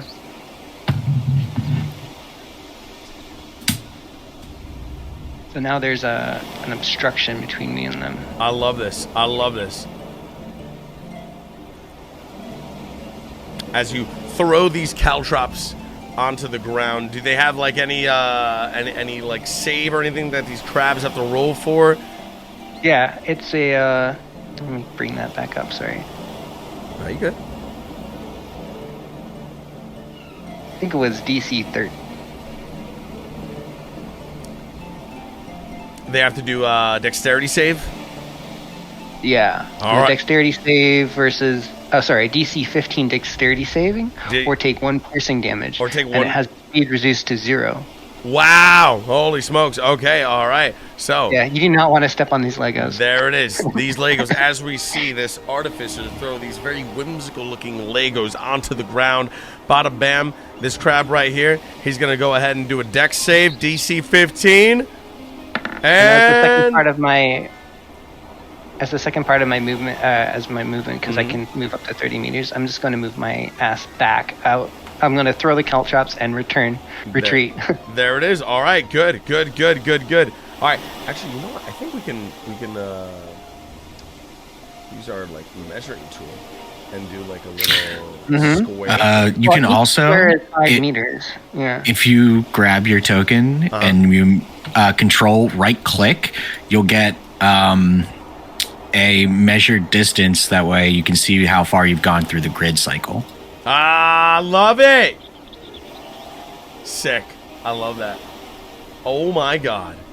That is beautiful. I can rotate my token. That's pretty cool. I love that. Okay. So how big is it? Is the caltrops on the ground? It's 1 square. 1 square. Oh shit. So this. Okay. So it's only covering like this, the area in front. Yeah, in front of them. Okay. In front of the crabs, so they can't come like directly at him. But that means the bunny boy's gonna have to go around. I love that. I love that so much, yo. So like so there you go. That's bad area. That is bad area. Matter of fact, can we? There it is. Beautiful. All right. Next in the lineup. Oh, also this crab's got to do it. Okay. He's gonna roll a dex save. Otherwise, he's gonna DC 15. Otherwise. All right, and fucking puny 6. This one little crab also takes a point of damage. Next in the lineup, we got some more giant crabs. We got some more fucking giant crabs over here. All right, where's this one? This one. All right, with his 30 feet of movement. All right, 5, 10, 15, 20, 25, 30. All right. Nowhere near. Nowhere near. Next in the lineup, we have this crab right here, who's going to do 5, 10, 15, 20, 25, 30, walking around the thing. These crabs, yo, they're coming, yo. They're coming, yo. They're smart, The too. He crabs. went around. The crabs, they're coming. All right, this crab in the back, it's his turn as well. 5, 10, 15, 20, 25, 30. He's closing it on Kashmir. Not enough to reach him. Our final crab. 5, 10, 15. Bada boom. Kashmir's crab is up in your face. And you notice his claws are huge. These crabs, they're not like these little ass crabs that you're eating. These are massive ass crabs. Their claws are gigantuan. They look as if they could grab you and hold you into their arms. And that's what they're going to go ahead and try to do with their one claw attack on Kashmir. Here we go. Claw attack on Kashmir. Does a 16 hit your AC? Oh, a 16 definitely hits. Hits it. All right, so guess what? There's a two-part to this. First, you're going to receive some damage. I'm going to roll attack.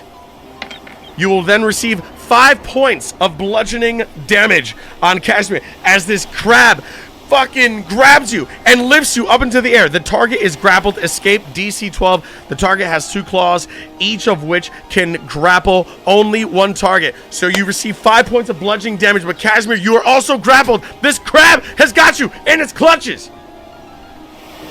Next in the lineup, we have Rusty. Massive ass crabs. So, as the crabs are approaching, you can kind of just get this feeling that Rusty's personality has just shifted completely. I love it. As the thrill of combat has started. And grabbing my trusty longsword, you just hear from Rusty, the bloodshed, the chaos. Yeah. As I look at I take 10 feet of movement going forward. Good. And Good. then I will look at the crab that has grappled our beloved bunny boy. Kashmir, yeah. And you just see this like dark energy forming in Rusty's hand before shooting at the crab as I Eldritch Blast. Wah! Eldritch Blast! Eldritch Blast 15 definitely does hits the puny AC of this little ass crab. Go ahead, roll for damage. Woo! 10 damage. 10 damage, baby. There it is. As you Eldritch Blast this thing in his face. He's still holding on. He's still holding on to Kashmir. But yeah, you've definitely taken a chunk out of this this crab's carapace. Is that all that you have in your turn? Let me check here real quick.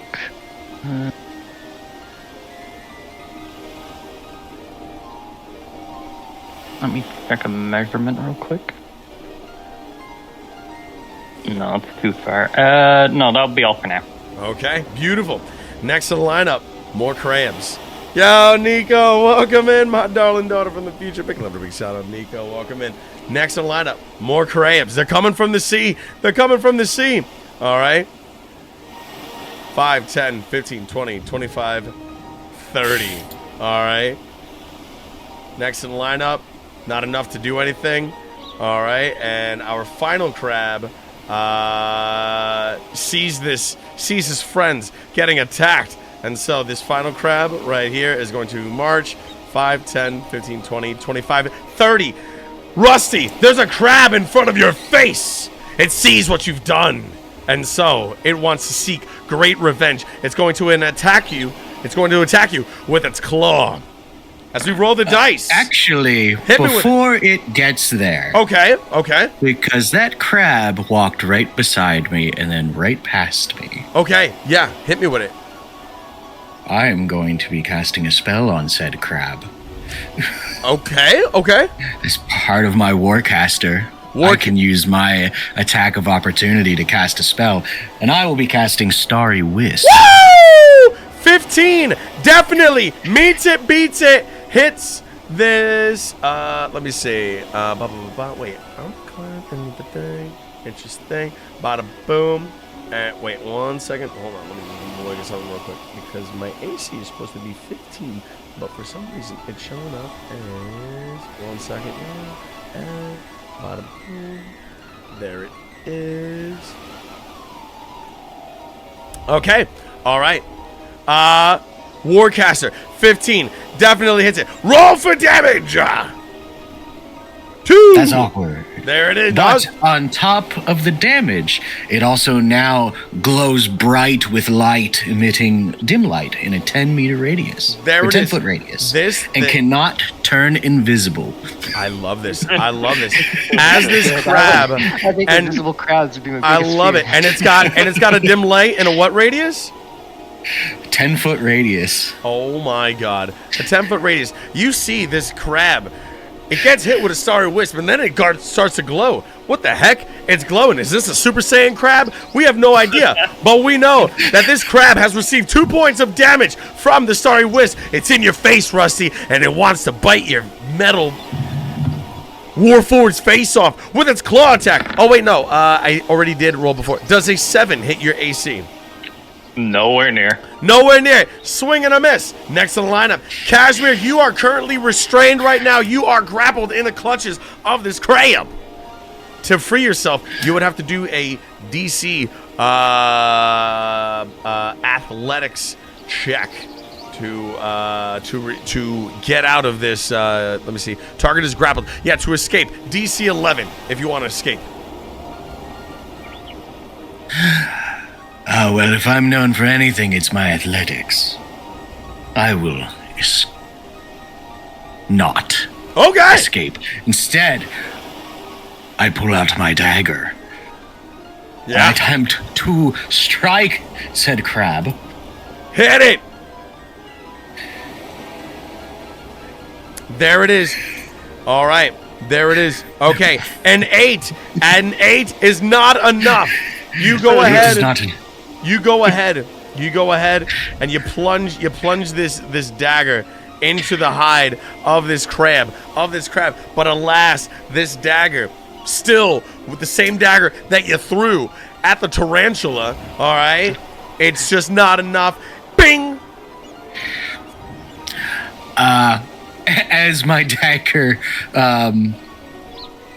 bounces off of the crab, I look at our sorcerer friend and I say, possibly, maybe little help. I do appreciate your spellcasting. It is quite a feat. I love it. And I use my bonus action to give you a little bardic inspiration. Toss a coin to your sorcerer. They've now got bardic inspiration. Pico, T, and the Tanner, you've got bardic inspiration. I love it. I love it. Beautiful. Beautiful. Beautiful. Next in the lineup, our mountain dwarf, Alothay.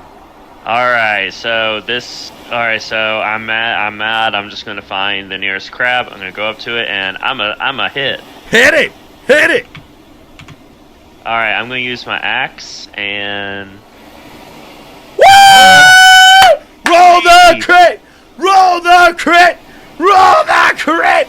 Roll the crit! I think the hit. Let's see, that's the crit. I click crit damage. Yeah, you click crit damage, so it does the. Okay. There it is. Yeah, it does the 1d8 plus the 1d8. There it is. Beautiful. And then I hit the regular damage on top of it. I think the crit damage automatically does, yeah, because it rolled the 1d8 Okay, I see. plus the 1d8. Okay. Yeah. There you go. Got it. Well, guess what? Either way, that thing is enough. And guess what? You smash that thing in twain. And guess what? It gets deleted. Kashmir, you are now free. I got crab legs. There it is. You got crab legs. We ain't good tonight. We ain't good tonight. We ain't good tonight. We ain't good tonight. All right. Do you have any other bonus actions or anything that you would like to do? Let me check. Let me see. One action. I think I'm going to move kind of closer. I'm going to kind of flank. I'm going to move closer to this other one and kind of prep to make another set of crab legs. Let's fucking go. Let's go. As you make quick work of our of this crab, then that's when you see it.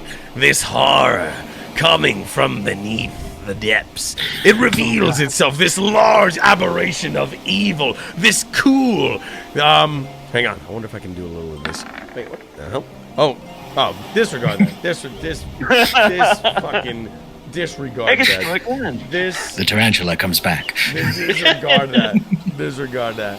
All right, hang on. I wonder if I can like show you this gnarly picture. There you go. All right, this nasty ass, cool creature with tentacles. All right, comes out. Also, wait, I messed up. What was his? I think he was a 5, right? Yeah, he was a 5. He was a 5. We'll put him back down to 5. Bada boom. All right. Comes out of the ground. Nasty ass creature. It looks foul. It looks disgusting. All right. And using its 30 feet of movement, it's gonna fucking move. 5. All right. 10. 15. 20. And it's going to place itself right in between Alothé and Kashmir. And it sees that you've got blood on your warhammer, on your axe, young mountain dwarf. And it sees you. And as you say, bring it. If this thing had lips, it would say, very well, as it's going to attempt a multi-attack on you. It's going to make 2 pincer attacks on you. If the cool is grappling a creature, the cool can also use once. All right. It's going to use its multi-attack feature. It's going to hit you with 2 pincers attacks. Brace yourself, Alothé. Brace yourself. Here's the first one. As we roll the dice. Hey, that hits. All right. Jesus Christ. It hits. All right. I'm going to roll for damage. Here we go. 15 bludgeoning damage. Okay, hold on. Where did my character sheet go? I think if there it is. Okay, so it takes 15. Okay. There you go. Perfect. 15 bludgeoning damage. All right, now then. It's got you. It's got you in its clutches, my friend. The target is grappled. The escape is going to be DC. If it is a large or similar creature and the cool doesn't have 2 other creatures grappled. Okay, there you go. So it's got you in its hand.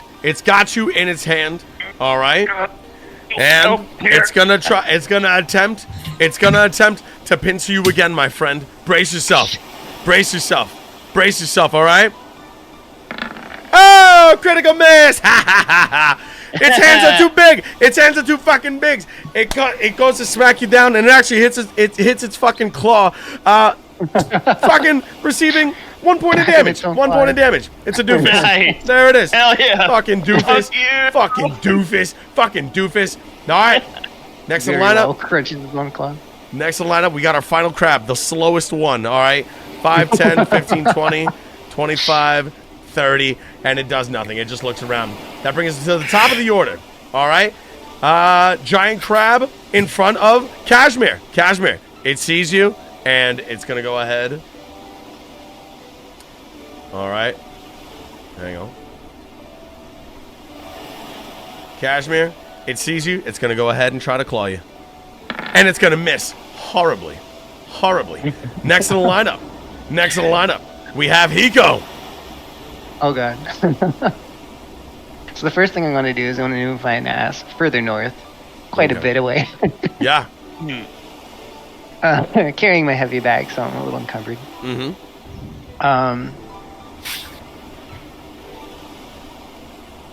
I got to decide what I want to do here, because we have multiple enemies and we also have one big one, and I got to decide which one I want to do first. Mm-hmm. Deal with first. So, do the crabs seem to speak a language? So they do not speak. They do not. Hear me out. They do not speak the common tongue, but they are a beast. And if you had something like speak with animals, you might be able to speak with them. Okay, but are they like sentient, so they have their own language, or are they just they're animals? They don't seem to be communicating at all. They just seem to be very, very, very agitated, very angry, and very hungry. I guess it's combat. All right. So the first thing I'm going to do is I'm going to activate one of my forms. I love it. This is a bonus action, and the form I am going to take is actually the one I did not want to have to take. Okay. So Hiko uses his action to move in, I guess right here, behind his two buddies, right? Uh-huh. And he activates his form. I just want to make sure I get it right.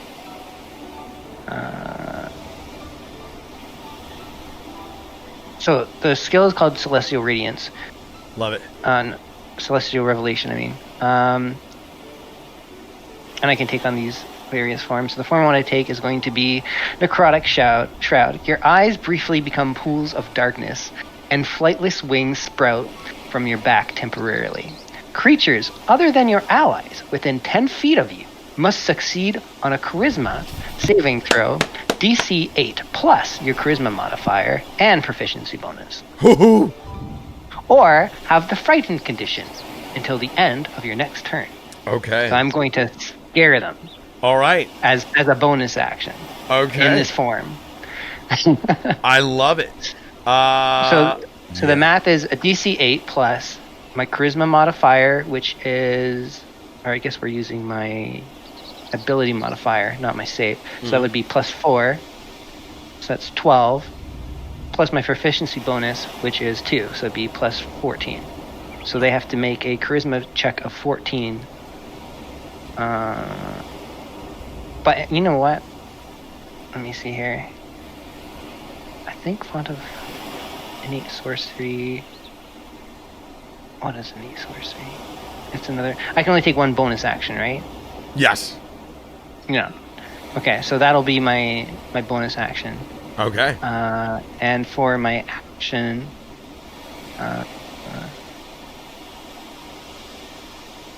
So, all right, we'll do the frightened first. So, how Yeah. many? So, what creatures? All of them within the what's the radius? 10. All enemies with enemy creatures within a 10-meter 10-meter radius. radius. All right. So that would probably be the big guy for sure. Yeah. And probably the little guys around him and the ones that are kind of All right. hanging out in the tail traps. So, Remember, 10 foot or 10 meter? There's a big difference there. Yeah, 10 feet. 10 well, let me double 10 check that. I think. Pretty sure they measure things in feet. 10 feet. Yeah. So that Yeah. would be the cool. That would be, yeah, there you go. That's 10 feet. So there it is. That would be the crab at the top, the cool. All right. And those two crabs right there. So let's roll. So it's going to be, so we're going to get the cool. We're going to get the 1, 2, and then 3 crabs. Let's go ahead. And they're going to do a charisma saving throw. Again. Yeah, All right, against 14. yours. All right, so let's go ahead. Here we go. Crab number Wait, 1. Before we start, I just want to check my lucky thing. Go for it, yo. Go for it, yo.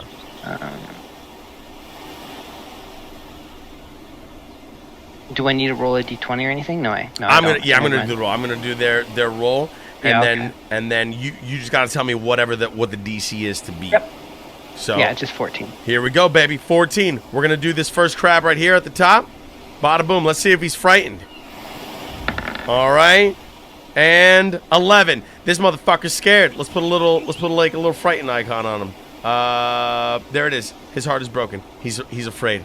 There it is. All right, on the cool. Charisma check. We got to beat a 14 on the cool.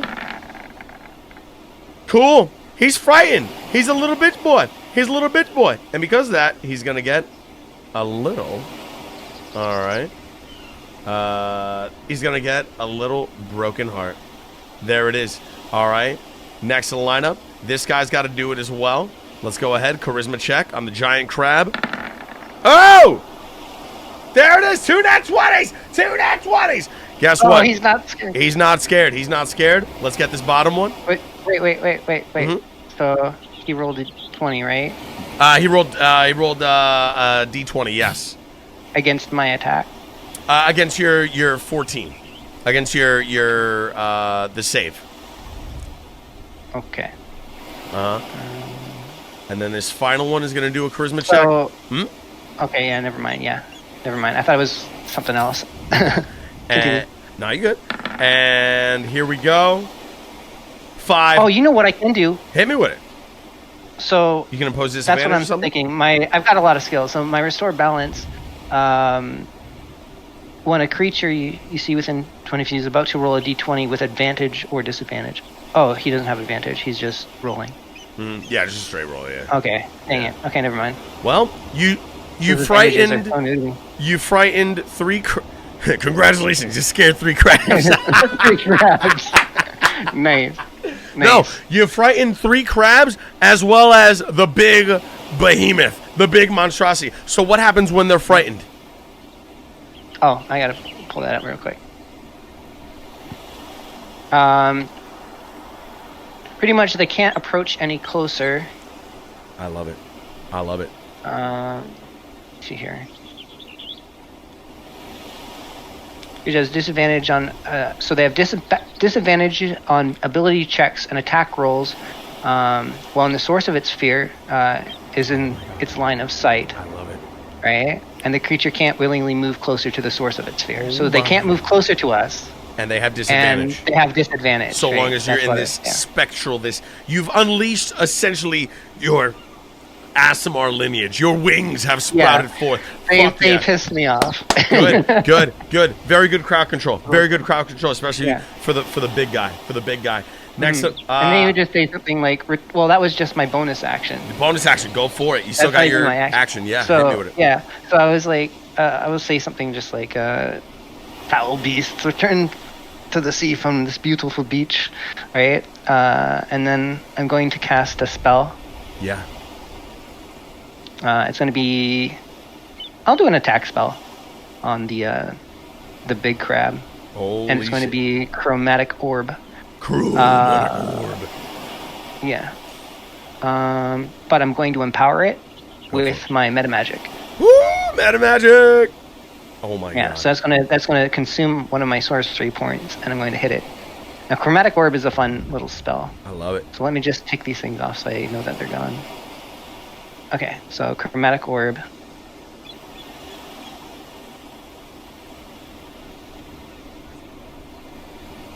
If I can find it. I'm glad I don't have more. Nah, you're good, yo. Take your time now. Also, I know we're like kind of technically like overtime, but does anybody like have to go, or can we go till midnight? Or I'm good. everybody's good? How long is it until midnight for me? Can you go like at least another 2 hours? At most another 2 hours. I could probably do another hour. Okay. All right. I love it. Chromatic orb. Okay. All right, so we're going with a chromatic orb level holy smokes, level 3. All right. So, you're going for a chromatic orb. I am sorry. Supposed to go. Oh, yeah, go ahead. But with an 11, it is not enough to beat the armor class of our dear crab here. Oh, no. I am sorry. But you make this chromatic orb and you unleash it with furious anger. But alas, wait, which one were you going for? You were going for the big guy? Yeah, the big guy. The big guy, yes. The big guy's got a very beefy AC. He's got a very beefy AC of 16. It is not And enough. That's with the bonus, that inspiration that I had. I don't know how that spell works. So inspiration just allows you to re-roll failed attack rolls. So if you want to re-roll it again and use your point of inspiration, Yeah, let's do that. go for it. Re-roll it again. Chromatic orb, you're looking to beat 16. 16 or higher. 16 or higher. Chromatic orb, hit it. Hit it. Hit it. Hit it. Hit it. I know you got this, Hiko. Fuck that crab up. Fuck that fucking piece of shit. Fucking crab up. Okay. You got it, Hiko. Level 3. Able casing. Chromatic Wait, orb. Does inspiration also give me advantage? So basically, inspiration just allows you to re-roll. Reroll. Hold on, are you talking about bardic inspiration? Bardic inspiration, yeah. That is not how that works at all. No? Okay. What is No, bardic inspiration? Yeah, I think I was like, because I know they've added things. They've added inspiration, like you heroic can add a inspiration. d6 to your d20 roll. Yo. Okay, so So you can add a d6 to the 11 Yo. that you rolled. Yo, it should have been 17. There it is. You would, if you roll a 6 on it, then yes. There But it it's is. a d6. You have to roll the d6. Yo, you're looking at Oh, okay. B16. You're looking at B16. You're looking at B16. Yo, dude, would you like to use your bardic inspiration? Yes. Ooh. The 11 Oh man, goes 13. using that bardic, using the words from our Kashmir friend. All right, it used is up not all my enough. It is not enough, and your chromatic orb whizzes by, but it looked damn cool.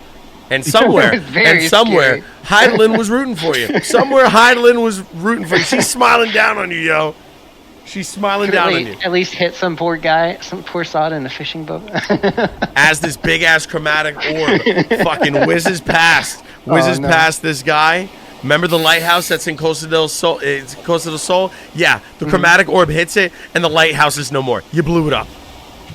Oh, that's rough. God damn. It's fucking rough indeed. Next in the lineup, we have our crab. This crab right here at the top is not frightened. It sees Rusty, and it's going to go ahead. It's going to nip at you, Rusty, with its claw attack. And it's going to roll a 19! Does a 19 hit your armor class, Rusty? That does hit. All right, he's going to attack you, and this will grapple you, my friend. As you receive 5 points of bludgeoning damage, Rusty, you are in the clutches of this crab. I'm going to put a little web on your character to let you know that you are grabbed. Next in the lineup, we have this crab that is not frightened right here. And he's going to march right up to Hiko. Hiko, he's angry at you. No, he he sees can't. what? He cannot? No, I still got my fear thing active. It's active for a while, so they can't approach me. He would have to roll If a they fear were thing. frightened. If they were frightened, he would- this one is he not would- frightened, alas. Yeah, but entering the range, he has to roll it. You Okay. know what I mean? Oh, Yeah. okay, all So, right. yeah, Okay, so he's going to go ahead and... yeah. It's just an aura. It's my Okay. form. All right, okay. He's going to roll a charisma, and he's got to beat a 14. Yeah. All right. These crabs are not very charismatic. They're looking for a nat No, 20. they're not. They're looking for a nat 20. All right. It does not. It's very frightened of you. And it's just going to use the rest of its movement. It's going to fucking go over here and do that. Next in the There you lineup, go. we have Rusty Crab number 2. This one is also not frightened. All right. It sees Kashmir. Kashmir, it's going to go ahead and try and grab you, my friend. With I think it's in the. It just entered the fear range too. Oh, shit, that's true. That's true. Yo, Hiko. This is a no-go zone, all right? There This it whole is. area is my neighborhood now. I love this. I love this. Let's go ahead. Let's roll the charisma. Nope. 4. Okay. All right. And so so if it can still attack him, it can still attack things, but it's going to have a disadvantage. disadvantage. All right. Here we go. Yeah. Let's go ahead. Let's do the action. Let's roll the claw. Disadvantage. Take the lower of the 2. 5 doesn't miss. I mean, doesn't hit. Next in the lineup, Rusty. You're grappled, my friend. DC 11 on the athletics check if you'd like to escape, or you can just try to fight this thing head on. Is there any disadvantage if I attack while being grappled? I can't remember. I don't think there is. I think it's only advantage against me, isn't it? Yeah, if it's grappled, it has advantage. If the crab is grappling you, it has advantage on attacks to you. If you are grappled, I don't know. Finimar, would you know? On your character sheet, what you can do is go over into the conditions spot and give yourself the grappled condition. What that'll do is it'll adjust your entire character sheet to grappled. Do you still attack? You can still attack. I believe you cannot two-hand attack. I believe it's only one-hand attack. And obviously you cannot move unless you break the grapple. I mean, that's fine. So I'm going to use my bonus action first. Okay. And as I've demonstrated previously, I seem to have some form of warlock powers. Yeah. As I will use my Eldritch Invocation, Pact of the Blade. Oh yeah. So I think if I just press that, that'll throw it in chat for everyone. There it is. So as a bonus action, I can conjure a pact weapon, or I can fuse a weapon that I already have on me to become my pact weapon. Such as my longsword, which is currently in my hand. Love it. And my pact weapon will now use my charisma modifier instead of its usual modifier for attacks. I can also change its damage type. I'm not going to, but I can do that. With that, I will then take my longsword and plunge it into the crab that is currently grappling me. Hit it. Ah! Woo-hoo-hoo! Let's With go. a crit! Roll that crit damage! Break that piece of shit! That thing's got There it is! There it is! Beautiful! Beautiful! 10 points. 10 points of damage. Beautifully done. 10 points of damage. That thing's bleeding. That thing's bleeding. That thing is bleeding. That thing's bleeding, baby. That is all I can do this turn. All right. Next in the lineup, we have, that is right, we have, all right, a bunch of crabs. A bunch of crabs. All right, this one is not frightened. And it is going to 5, 10, 15, 20, 25, 30. It's gonna try and it does not want to get anywhere near fucking Hiko. And that's its movement. Next in the lineup, we have the frightened crab. This one is frightened, so it has because it's frightened, it has disadvantage on Yeah, frightened crabs have disadvantage and they can't approach the source of fear. Beautiful. Nicely done. Well, this crab, it is frightened, but it is also grappling Alethe, but because it is frightened, it will not hit Alethe with advantage. It will just do a straight normal roll. Alethe, this thing is coming for you, and it's going to hit with a claw attack, not with advantage. Does a 20, holy shit, 21 on the Alethe. That crab is angry. That thing is angry. It's scared, but it's angry. It's scared, but it's angry. It's going to roll attack, Alethe. 3. As you receive 3 points of bludgeoning damage. All right. Next in the lineup, Kashmir. You got a bunch of crabs in surrounding you, but you do have the safety and the sanctuary of Hiko's celestial form. We're kind of protecting you. I do not need any help. I love it. All I need are my trusty bagpipes. Oh, I pull out my bagpipes and I begin to play. I love it. My skin becomes this it bronzes in the sunlight. My hair begins to wave in the breeze. It's almost like there's this golden hue around me.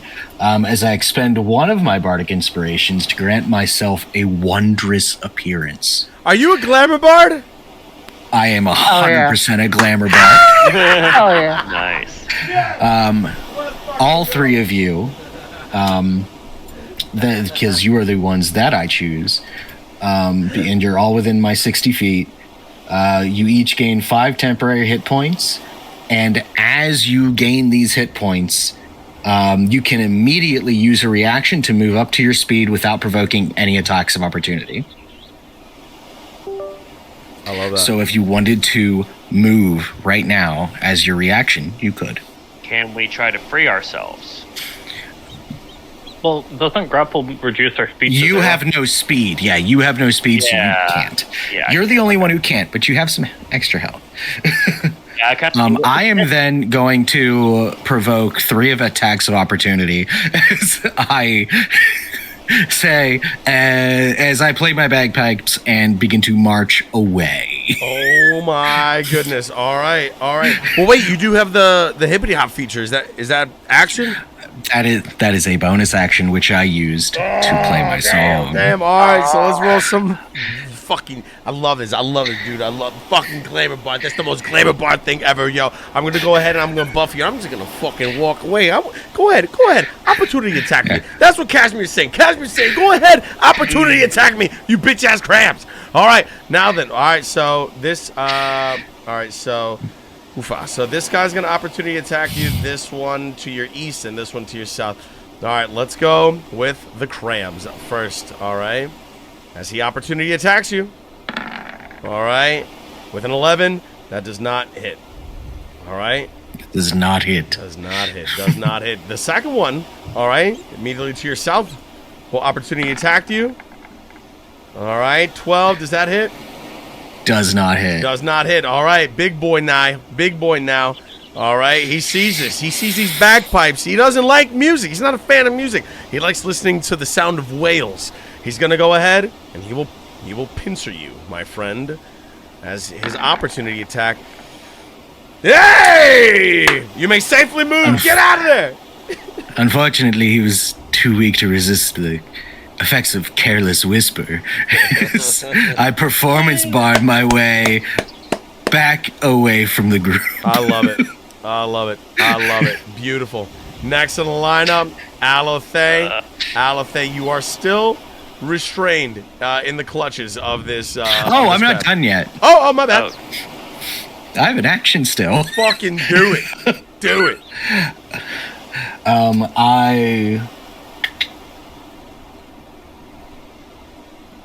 I think it works because it just says creature. Yeah. They're just creature. I'm going to need. Let me make sure. I'm pretty sure he's within range. Ooh. Well, yes, he is in range. 30 feet. I need the big crab to make a wisdom saving throw. Hell yeah.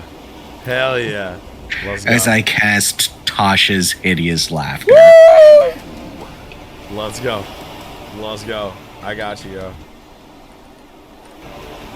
Is the big guy feared? The big guy is also feared. Yes, the big guy. He's got disadvantage on it. Let's go. Yeah. Okay. Or is he rolling an ability check for his attack? Just rolling a save. Just a save, yeah. Okay, all right, so he's got to do a charisma save. You said. Wisdom save. Wisdom save on the big crab. Here we go. Oh, what is it? There it is. All right, so what happens now, Kashmir? On a failed save, yes. it falls prone and is incapacitated for the duration. It laughs uncontrollably, I'm assuming making the noises similar to a Krabby from Pokemon. There it is. It cannot end the prone condition on itself.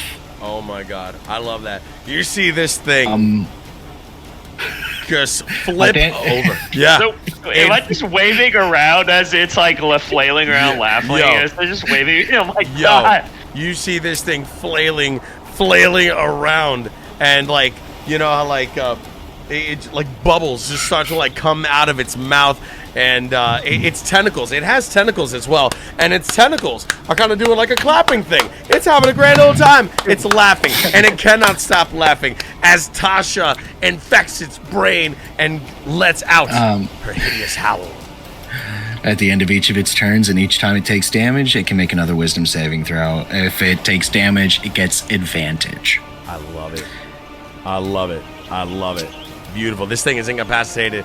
Meanwhile, there's still a bunch of crabs everywhere. But hey, the big guy is frightened, and he's laughing. He's laughing about being frightened. I love it. Phenomenal. Alothay, it is now your turn. With it being incapacitated, am I still in its claws, or has it let me go? Let me see. Each turn you're not in the big guy's claws. You're in one of the little guys. Yeah, you're in this. No, guy. I'm in the big guy's claw. For what I understand, each round you get a chance to wiggle Yeah. out of it. Yeah. Okay, does that extend an action, bonus action? What does that do? I believe that would. That would count your action. 'cause you're grappled. The action. You can use the action to get out of the grapple, or you can just stay within the grapple, and fight from there. Yeah, fuck it, I'm gonna hit. Okay, so because he's so if he's prone and incapacitated, do I get advantage on my Fuck it. attack? Hell yeah. Fuck yeah. Hell yeah. Okay, and he's let's do scared. it. Okay. Fuck it. Hell yeah. All right, so I'm gonna attack. Actually, no, that was damage. My bad. Sorry. There it is. 22 hits. Roll that damage. All right. Grapple ends on incapacitation. Oh, it does. Okay.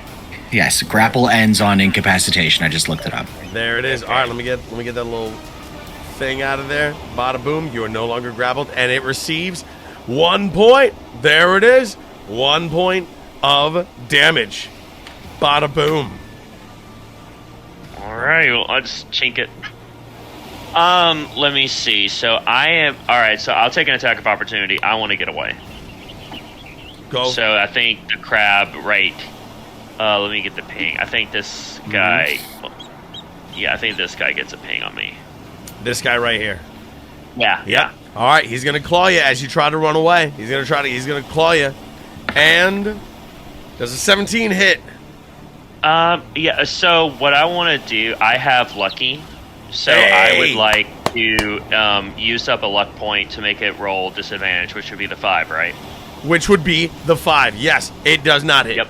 Go for it. And then, Nice. okay, so I'm going to get out 5, 10, 15, 20, 25, 30. All right, I'm going to get back here. And let's see, I think that's it. Actually, hold on, let me see. Is there anything else? Yeah, that would be an action. Okay, that's it for me. Beautiful. Next lineup, we've got the cool. Now, to get out of this Tasha's hideous laughter, he has to do a wisdom save again. Yes, on each of his turns, he gets a wisdom save, All or if right. he gets attacked. All right. Here we go. Let's go ahead. Let's do that. Let's do that wisdom save. Bada boom. Do I or if he gets attacked? So Althea attacked the cool. Yeah. Oh, on attack, it gets a chance to come out of it. Okay. So it gets advantage because it was attacked. Okay. Let's go ahead. Let's do it. Bada boom. There's the wisdom. There's the 2 rolls. 19. This thing. Wait. Okay, Wait. go. The creature gets advantage on its save roll, Yes, it does. Because it was so I attack. can cancel that out as a reaction. But it's the first. But it was the first roll. Huh? Because the you first roll a roll? 19 and then a 7. Oh, So okay. because the 19 is his first roll. Yeah. That was the first roll. Okay. All right. This thing. Well, if it's not rolling with advantage, if that's what you're rolling, if you're going to use that to take it down to 1 roll, then I'm going to use Silvery Barbs as my reaction to make it re-roll that d20. Let's fucking okay. do it. There Give it is. it disadvantage. All right, here we go. He's flipped upside down. Let's wisdom it again. Let's roll the bones. I love, ladies and gentlemen, if you just tuning in and you wonder what the heck is going on, this is D&D, storytelling and gambling, yo. We out here rolling dice, baby, rolling dice. Roll the bones, run it back. Let's come on. 3. This thing. Stay down, motherfucker. This thing tries to get up. It's gonna get. It's laughing, and it goes back down. Fucking A. Can I attack while I'm prone? Let me see. You're incapacitated. I'm incapacitated. So that's the thing. You That- cannot yeah. use any action. I can't do any action. All you can do is laugh. Oh, that's it. Well, that was his save from my attack. Now he gets to roll again on his. Now, on his turn, yes. Yeah. On its turn, you'll get another one. Oh Yes. my God. Well. Here's the. Well, okay. So. No advantage on this one, so Nah, no advantage. First die. I mean, this. Oh my God. So. Let's see. My goodness. Oh God. I mean, Jesus. There's not even anybody near me. Damn it. Damn it. Damn it. Damn it. Hiko, it's flailing its arms around. It's going to try and smack you while it's laughing. All right. Oh, no. Here we go. Here we go.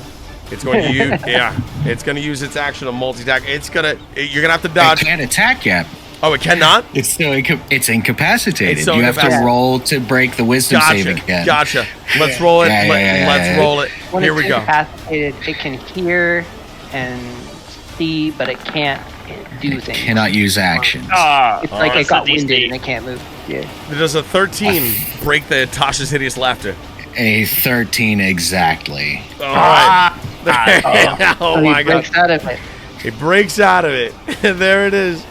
And Hiko, this thing is pissed off because it's been laughing. It's been laughing. It sees you, my friend, and it's going to multi-attack. It's going to hit you with its pincer first. With a disadvantage. With a though. disadvantage. 9 Yeah. does not hit. It's going to come in with its second attack of the multi-attack. With a disadvantage. Does a 19 hit? Against my AC? Yes. Absolutely, yeah. All right. As it bonks you on the head, my friend, you are grappled in its clutches. All right. It's going to roll for damage. Let's see what that damage is on the 19. Hiko, you take 9 points of bludgeoning damage, my friend. Oh, no. Next in the lineup, we have... Next in the lineup, we have the giant crab that does not want to go anywhere near this fucking Asimar. That is scary as hell. 5, 10, 15, 20, 25, 30. There it is. These 3 little guys, they're coming for Alathay and Kashmir. Next in the lineup, Hiko. Okay, so as my spell, my action, my magic action, I'm going to cast Mind Sliver on the crab that has me grappled. Yep, the big boy. Gotcha. Yeah. Mind Sliver, hit him. I'm still new to this program. Nah, you good, baby. You good, baby. All right. It's got to do a DC 14 intelligence save. Let's go ahead. Let's roll those bones. Intelligence save. It's not very smart. It's got an intelligence of 5. Ha ha! 3! Nope. It fails! What happens? On a failed save, take 1d6 psychic damage and subtract 1d4 from your next saving throw it makes before the end of your next turn. Roger that. So go ahead and roll that damage. It's 1d6. Click that damage, my friend. Let's see how much you're damaging this big boy. He's still chunky. He's still That's very... right, roll d6, right? You can click Yeah. damage. There you go. 4. Beautiful. Yeah, Nicely it's 4 done. damage. I've done 4 damage to this big ass crab. There But it is. as my action, I'm going to attempt to escape the grapple, and keep in mind that I have, I think, a plus 1d4 for my next saving throw. Correct. I don't know if that counts. Yeah. And subtract 1d4 from the next saving throw it makes. Oh no. No, that's for the cool. Okay, the next one's okay. Well, that's fine. We can leave that on it. Yeah. We can leave that on it. So I'll just attempt to escape grapple as my physical action. Go for it. Go for it. You got to do the DC is. Oh no, wait! I don't get a physical action because I used a magic action. Yeah. Target's DC is 14 on the big guy, but you're still grappled. But hey, you did some damage. You're whittling it down. All right. Next in the lineup, we have the giant crab. All right, giant crab. It's weakened. It's also rusty. It's also got you in its clutches, my friend. This crab has got you in its clutches. And you know what it's going to do? You know what it's going to do, my friend? Rusty, this thing, it's got you grappled. It's going to try and it's going to bring you. Hang on. Bada boom. I wonder if I can. No. All right. There we go. Do a little of this. Rusty, it's going to bring you. It's going to try and drown you, my friend, as it brings you away from your party. 5, 10, 15, 20, 25, 30. You travel with it, my friend. 30 feet. It's on its way to bring you into the ocean. It's still very weak. Using its motion, using its movement, it's going to try and claw you. Does an 8 hit your AC? No. No, it doesn't. Next in the lineup, we've got More crabs. These crabs aren't intelligent either. No. 5, 10, 15, 20, 25, 30. It's right in between Kashmir and Alithay. Kashmir is gonna try and claw you. Does a 22 hit, my friend? Oh, absolutely. Let's roll for damage. As you take 2 points of bludgeoning damage, guess what? This thing has got you in its claws. once again. Next in the lineup, we have this crab.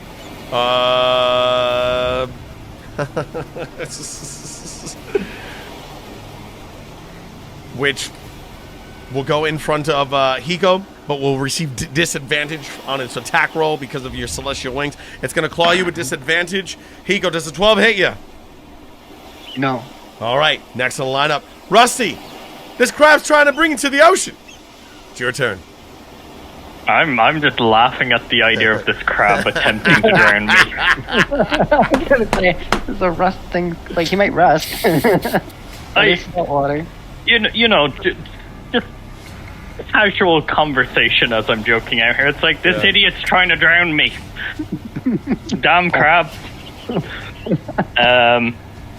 I'm not even going to pay attention to this one that has hold of me. Because instead, I'm going to do something even better. Hit me. I am going to cast Compelled Duel on the big crab. Fuck! Let's go. The big boss. I love this spell. So I will throw this here. Beautiful. For you to Level 1 enchantment. see. You try to compel a creature into a duel. One creature that you can see within range makes a wisdom saving throw. Let's go ahead. Let's roll the wisdom save on the crab. Wisdom. 7. On a failed save, the target has disadvantage on attack rolls against creatures other than you. And it can't willingly move to a space that is more than 30 feet away from you. The spell ends if you make an attack roll against a creature. There it is. Yeah, the spell ends if you make an attack roll against a creature. All right, so guess what? This thing only wants to fight you. But if it ever wants to fight a Kashmir, it's going to have disadvantage so long as the spell exists. There it is. So that was one of my level 1 spell slots. And let me just... Actually, that's a bonus action as well. There it is. Let's see that action. So I still have an action. It's very weak. It's very, very weak. Let me check something real quick.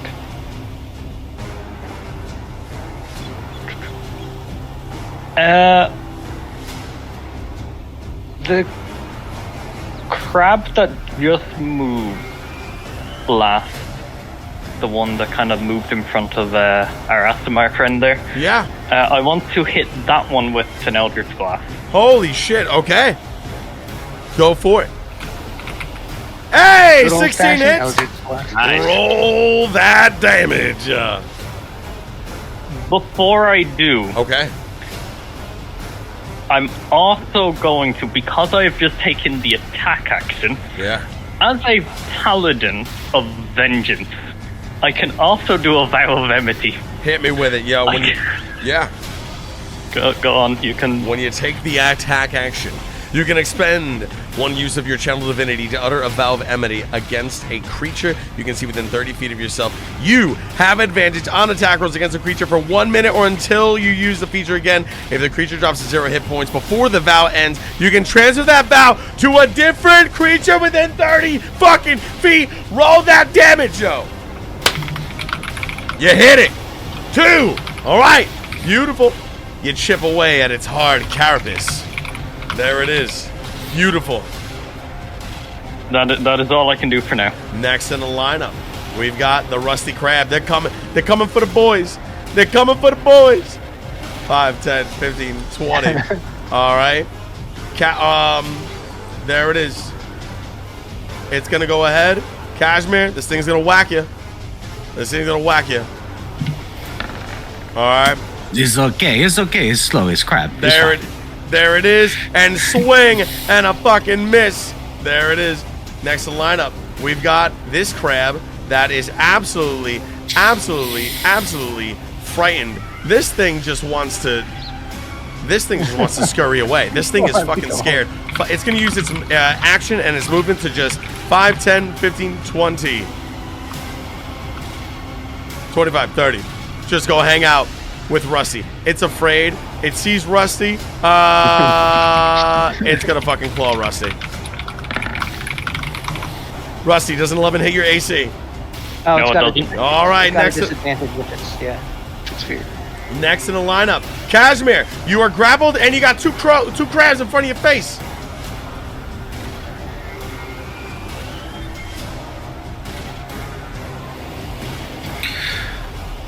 Oh no, whatever will I do? I touch myself and go invisible. Yeah!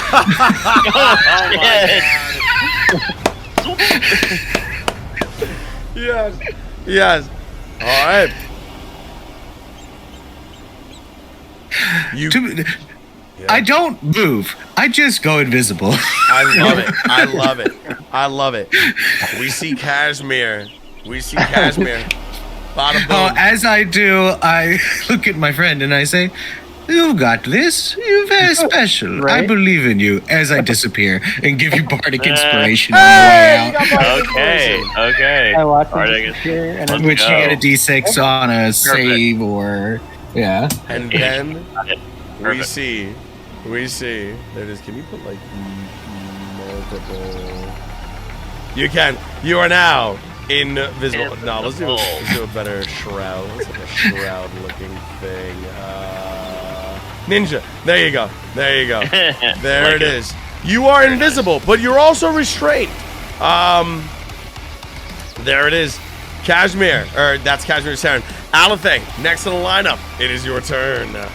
Okay, so here's what I'm gonna do. I'm gonna try, and I know this is long. So basically, what this says I love it. is I can so I'm gonna use my action. I'm gonna create a cannon, and I'm gonna have it. So if there's a way you can add like a small token just to my left, it's basically just a cannon.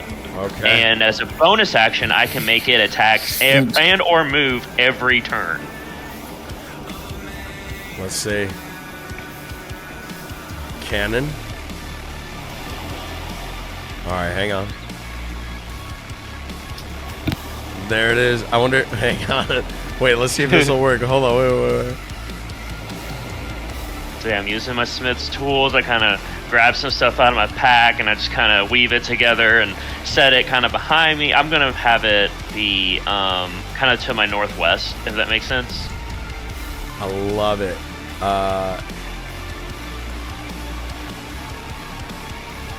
Cannon.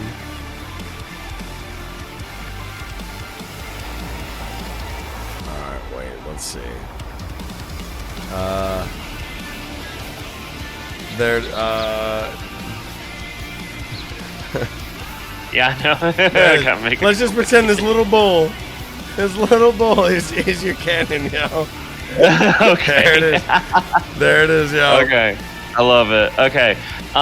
So yeah, I'm gonna have it shoot the crab that's in front of me. So Yeah. I'm gonna use the let's see. I'm gonna use let me look at it. I'm gonna use my let's do this as a 15-foot cone. Ooh, okay, so I have a 15-foot cone. Okay, I'm gonna use the flamethrower. Hell yeah. So, okay, so within a 15-foot cone, and so I'm angling it so it's going to hit the two crabs right in front of me and Kashmir, but it's not hitting Kashmir. Yeah, beautiful. So they both have to make a dex throw. Let's go. All right, here we go. Crab number 1 in between Alathe and Kashmir. Dex save. Here we go. 4! All right, okay, and then the other one. Let's do the other one. Here we go. Dex again. Oh my god, critical success. Okay. All right, well, anyway, so they both take 2d8 fire damage. The first one takes the full, and the second one takes the less. All right, Takes half 2d8 fire damage. So let's go. Here we go. Get some 2d8. There we go. All right.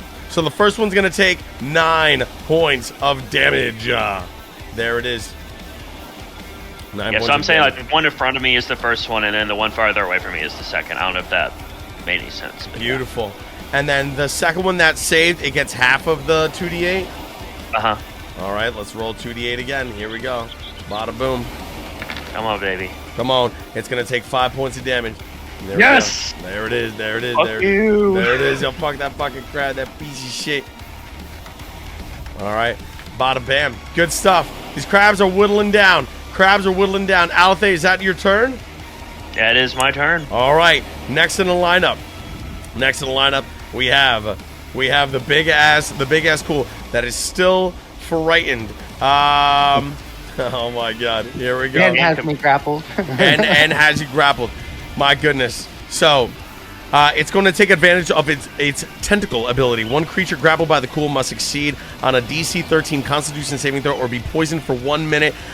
Here we go. Let's go ahead and do that. So it's going to go ahead, and because you are grappled, as it's going to inject its tentacles into your Aasimar flesh. Can you please hit me with a DC 13 Constitution saving throw or risk being poisoned for 1 minute?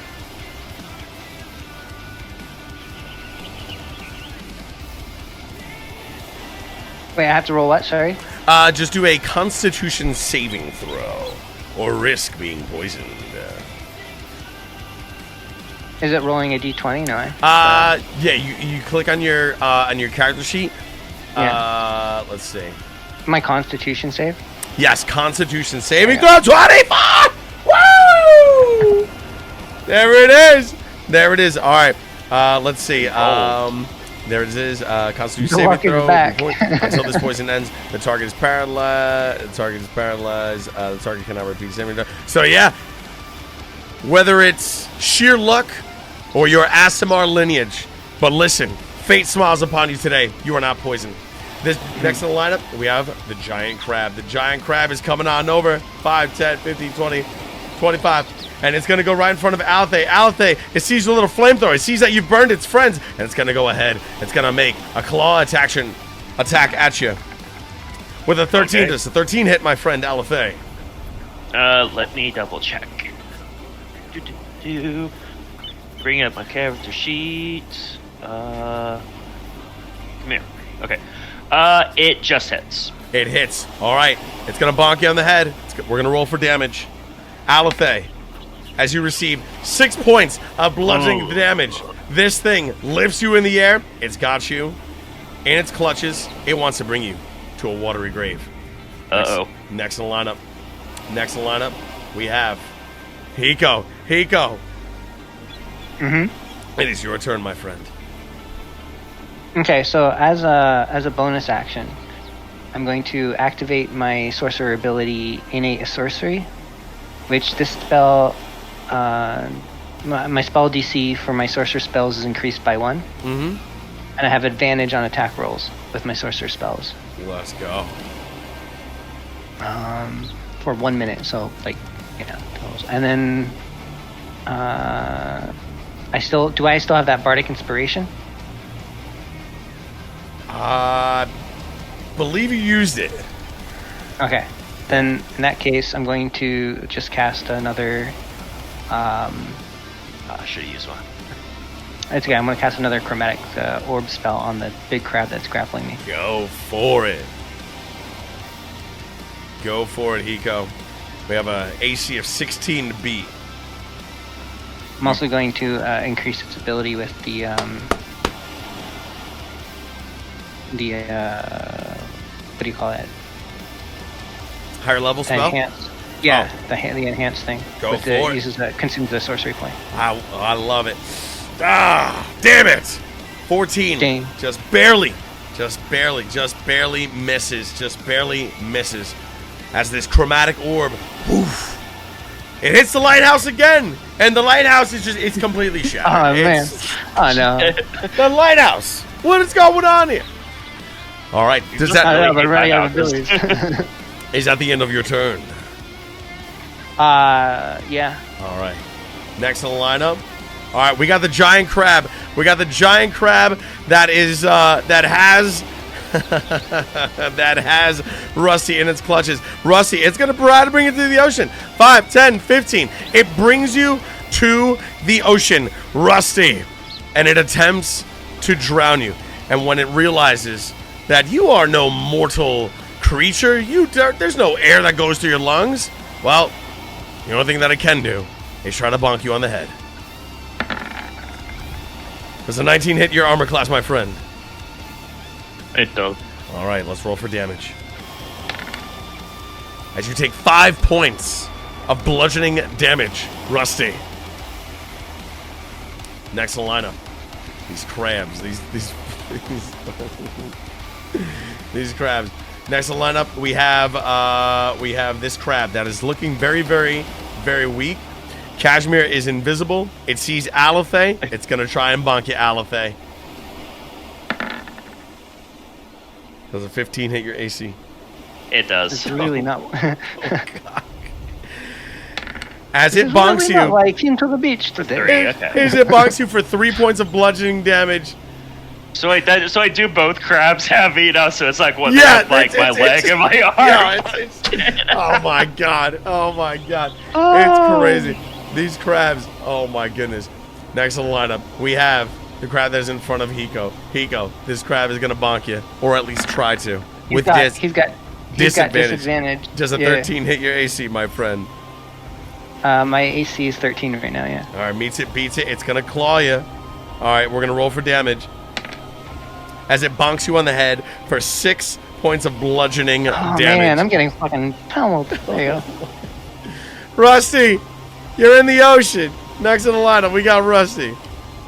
So I was just double checking. I do actually have to make a con save after getting attacked because I was concentrating on a spell. Yes.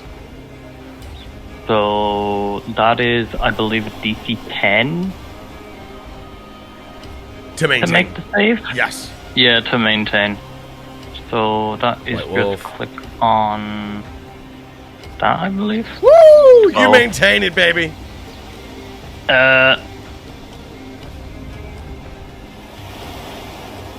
You know, I'm kind of sick of this crab just like latching onto me. Yeah. So Yeah. I'm just gonna take my long sword and I'm gonna just bury it straight into the crab. I love it. Hit it. 12. Hits the AC. Roll for damage, champion. 1 sec. I have. Where is it gone?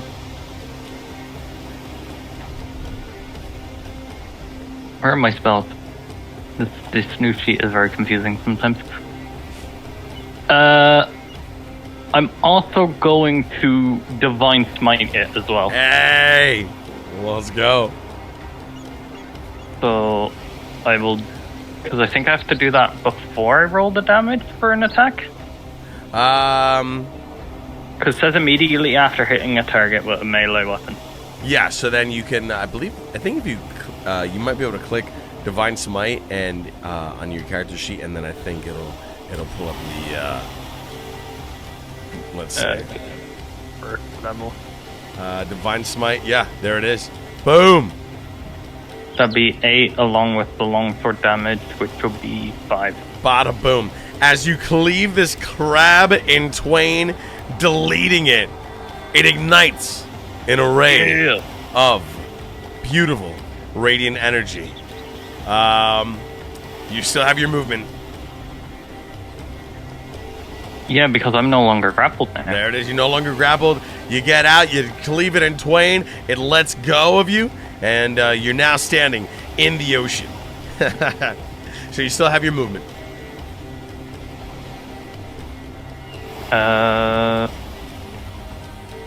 You know, that's only 25 feet. I'm going to walk right up to the big guy. Let's go, big guy. And I'll just taunt it, you know, saying yeah. that death is coming for it. Death is coming.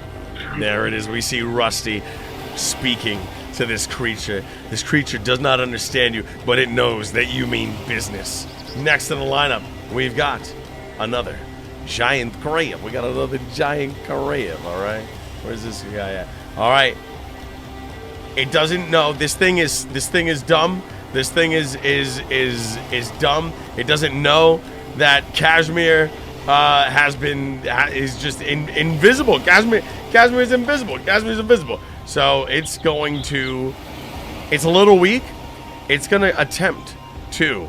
To flee back to the ocean. Kashmir, if you like, you may use your reaction for an opportunity attack, or this thing will just run away.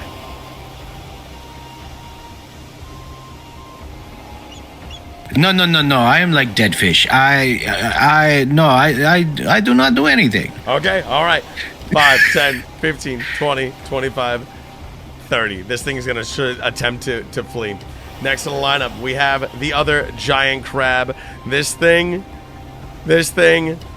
actually, we see it running away. 5, 10, 15, and it withdraws from combat. This thing is taking the high road. It's going back into its watery depths. It wants no more business. Next in the lineup, Kashmir.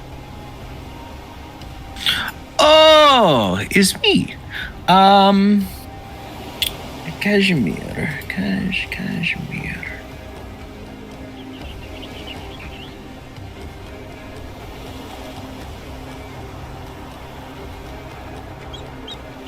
What does Kashmir do? Kashmir is invisible.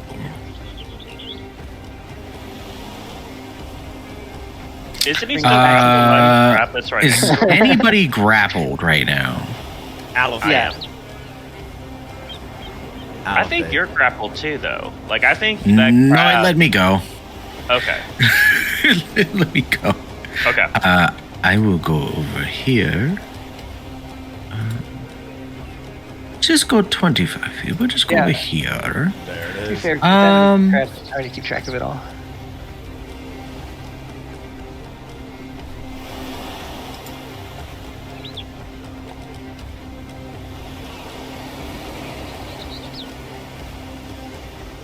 Yeah, I'm going to cast Starry Wisp on this one. Yeah. Will pop out of my invisibility.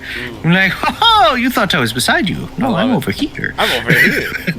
I'm over here. Cast No, I'm with over Starry here. Wisp. Love it. Over there, no, I'm over here. Starry Wisp. Woo! Big chunky roll for damage, champion. 3. Woo! And just More than earlier. Just enough. just barely. That thing is ready. That thing is ready to fucking pop. We ready to have fucking crab legs for dinner. Starry Wisp, 3 damage. That thing is like you could literally blow on it and it'll die. It's bleeding. That is your was that your bonus action or your That was my regular action. Wait a minute. I do have a bonus action.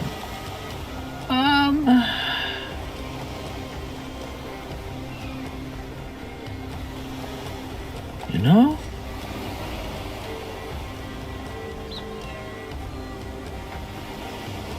In the spirit of good fun.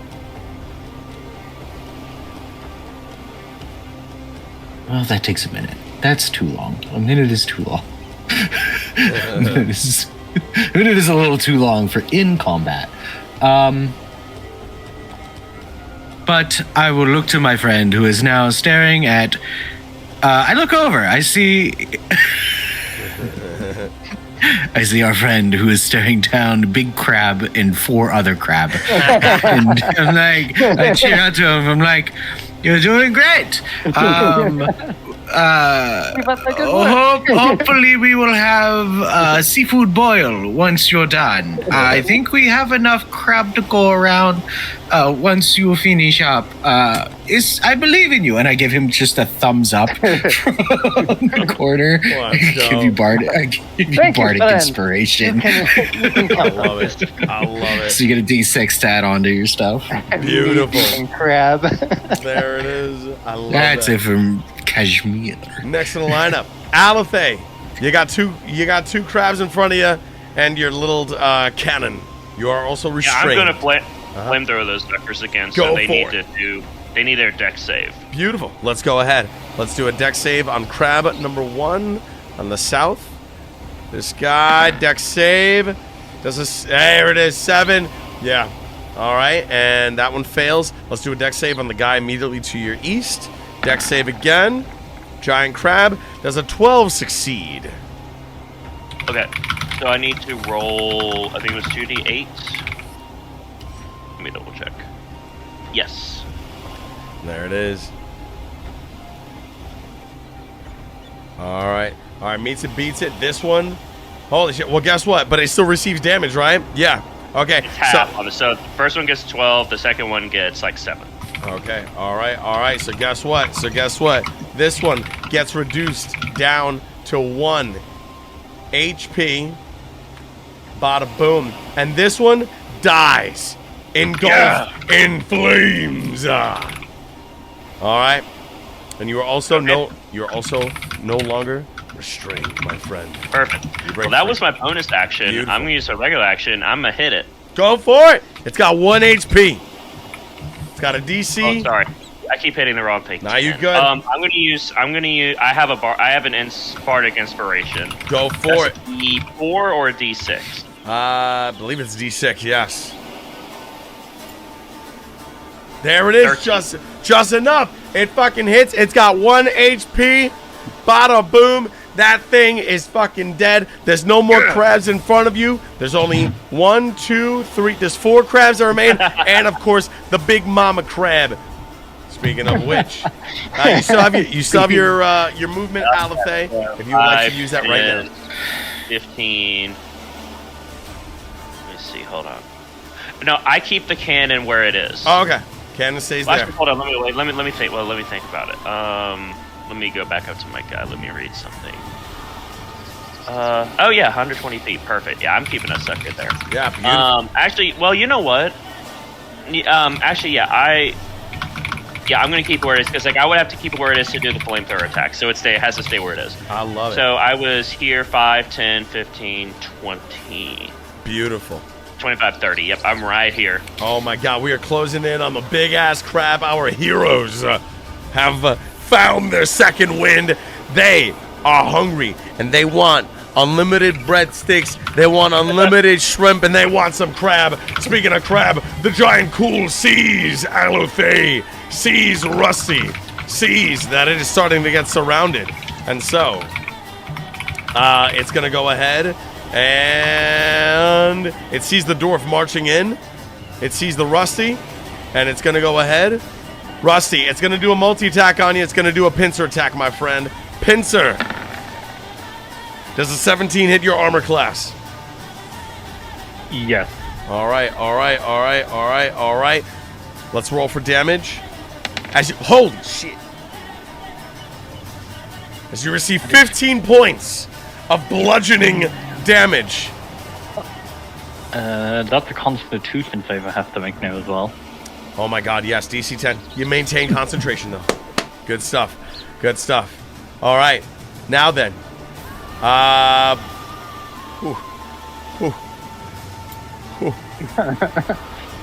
It's going to attack again with its second pincer attack aimed at Alithay. Oh my god! Also, this thing. It's figured its attacks are still disadvantaged. That is true. Yes. Yeah. That is true. Yeah, sorry. So does a oh my bad, that is true. Does a 15 hit your AC, Rusty? I said 17 before. Does 15 hit Rusty? No, 15 wouldn't hit. 15. So I'm sorry about that. Give yourself those hit points back because it was actually a 15. Let's go ahead and roll that second pincer attack on Alithay with a critical miss of a 7. Next in lineup, Hiko. Okay, for this one, I'm actually just going to cast Mage Armor on myself since I can't get out of this thing very easily. Yeah. So Mage Armor gives me. Let me see here. touch a willing creature who isn't wearing armor, which would be me, until the spell ends. The target's base AC becomes 13 plus its dexterity modifier. It ends if I don armor. So my dexterity modifier is 2. So it would be 15. Beautiful. My AC is now 15. AC is now 15. I will remember Yeah. that. Good stuff. Good stuff. Next, you still have any movement or bonus action? Well, that was me casting a magic action, so that was my action. Okay. My bonus actions aren't gonna be any use right now. Okay, good stuff. Yeah. Next in the lineup, we got Giant Crab. That's right in front of you. It's going to try and hit you, Hiko. I know. With, I'm ready. with disadvantage. All right, let's go ahead. Claw attack. Bada boom. Disadvantage. Misses. Rusty, you're up. Oh, I'm faster than I was expecting. You know what? Let's just go ahead and smash into Mama Crab again Go ahead. with the longsword. Hit it. Uh, There it is. 15. 15. Yeah, Does my not. This thing's got an AC. This thing is very, very, very chunky. It's got an AC of 16. Your 15 attack just bang ricochets off of its hard carapace. That is not good. Yeah, I know that feeling. 2 of my orbs just hit a lighthouse. That thing is tanky as fuck. It's good though. I wasn't expecting this many little guys. Yo. I'll just end my turn here. Okay. All right. Roger that. Next in the lineup, we've got the crab. That's right next. That's standing. This very weak ass crab that is standing right next to Rusty. Rusty, it sees you. It's gonna go ahead and try and hit you. It's gonna try and nip at you. A little bit of a claw attack. All right. Does a 10 hit? No, right? Oh, no. There it is. And you know what? This thing, it's just going to give up. It's going to go ahead. It's going to try to flee. You may use your reaction, if you'd like, to hit it with an opportunity attack. Would you like to? No, it can escape. Okay. The weak aren't worthy There of my it is, time. yo. 5, 10, 15, 20, 25, 30. And there it is. It goes back into the ocean. Kashmir, underneath the palm tree. You're up. It's hard to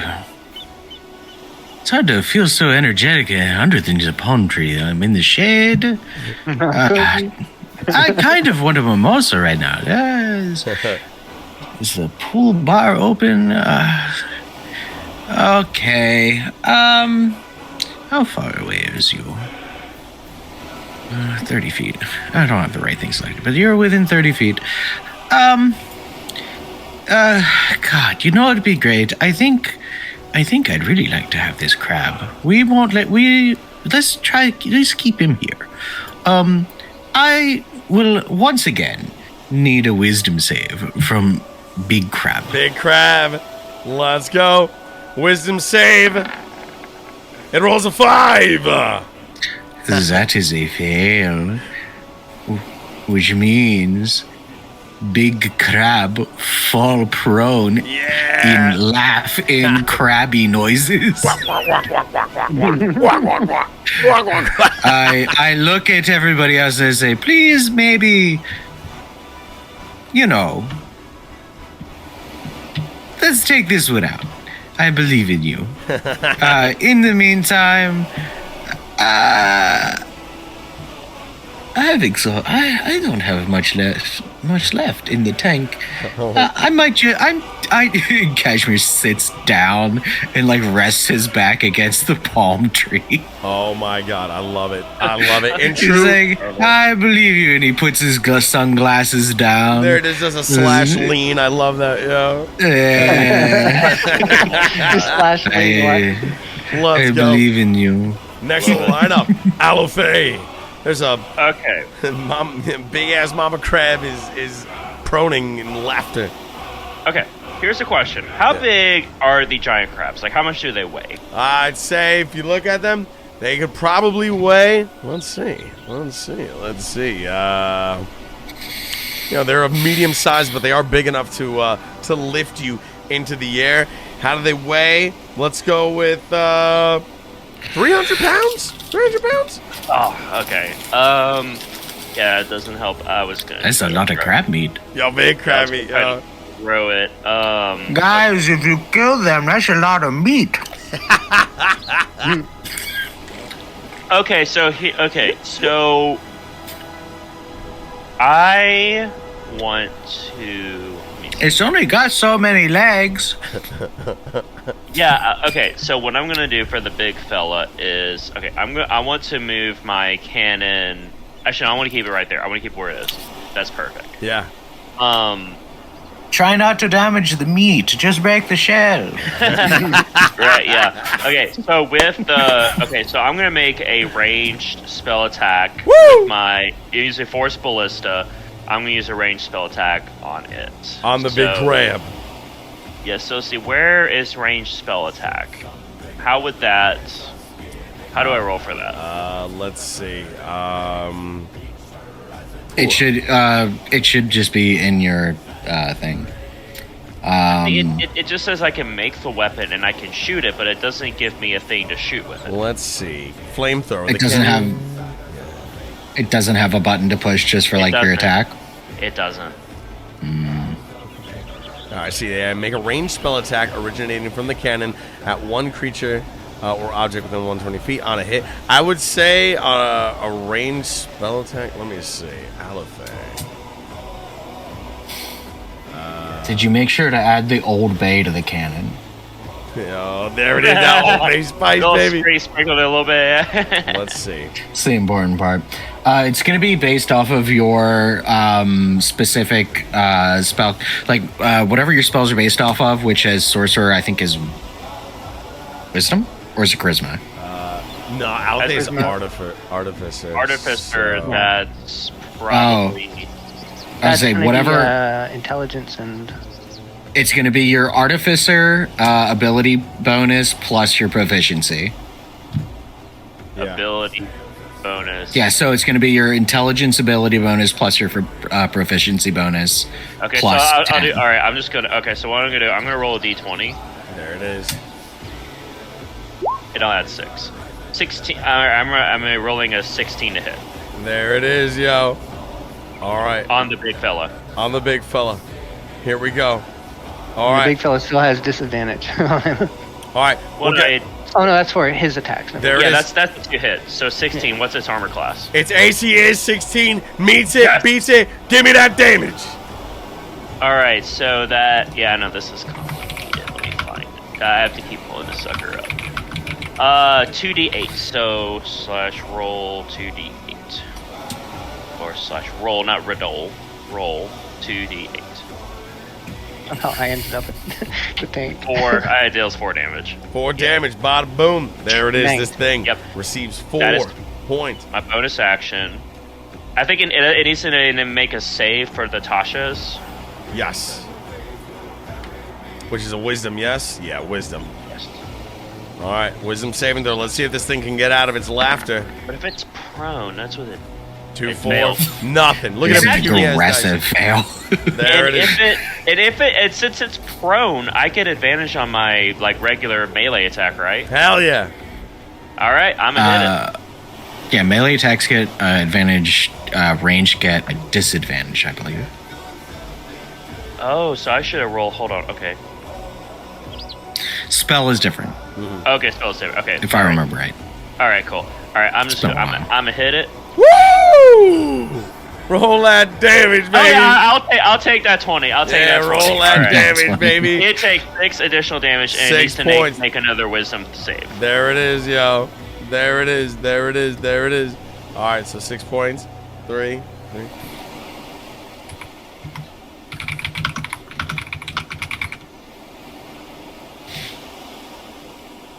It needs to make a wisdom save. All right. 8. There it is. Oh, there it is. Okay. There it is. The thing is still just laughing. It's ass off. It's like, hey, that's so funny. I love it. I love it. I love it. All right. All right. Next lineup, we've got the cool incapacitated. Yeah, this thing can't do nothing. It's gonna try and break its... Yeah, it gets a...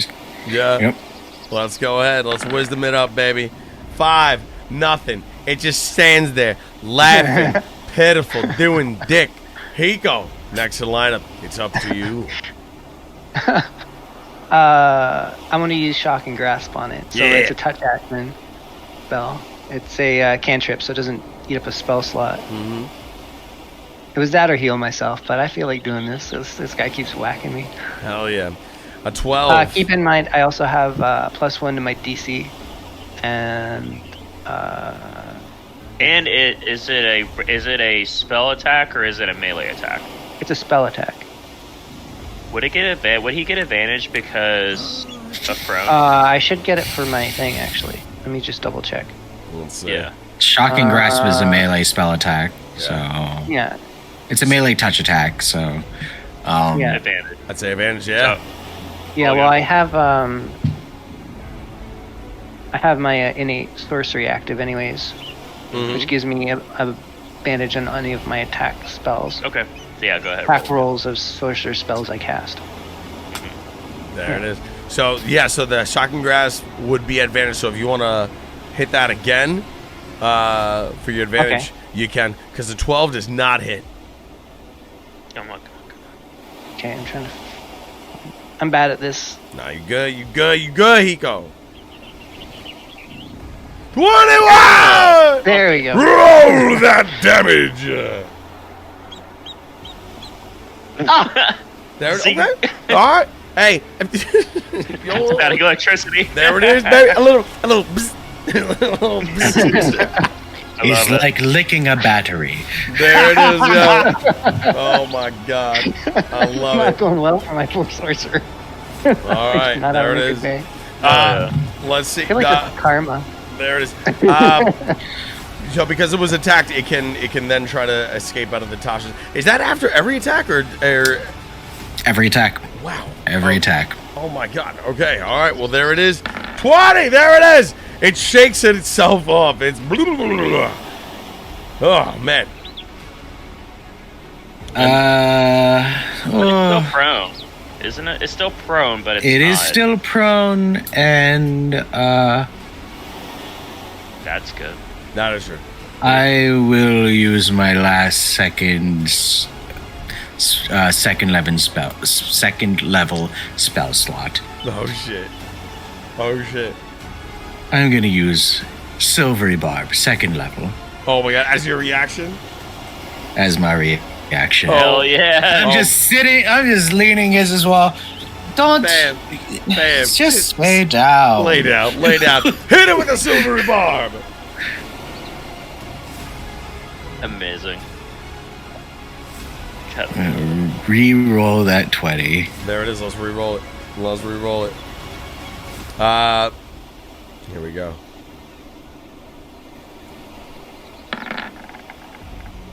$13. 13 exactly. Come on. There it is. Well, It's had okay. Well, enough you know of what? my Well, nonsense. actually, hold on. Can I use? Let's see. Is the lucky? Lucky Ken. Can I use a luck on reaction and use it to impose disadvantage? We get the 9. Fuck it. Make sure it doesn't say you have to do it. No, lucky is after the roll. Yeah. Yeah, fuck it. Lucky. There you go. Lucky. Boom. Both luck points gone. 9, baby. The 9. Hey, now, motherfucker. There it is. The 9. There it is. This thing is just still incapacitated. The crowd control is wild. Heidelin is cheering for her champions. Hiko, it is your turn. Oh, wow, that went fast.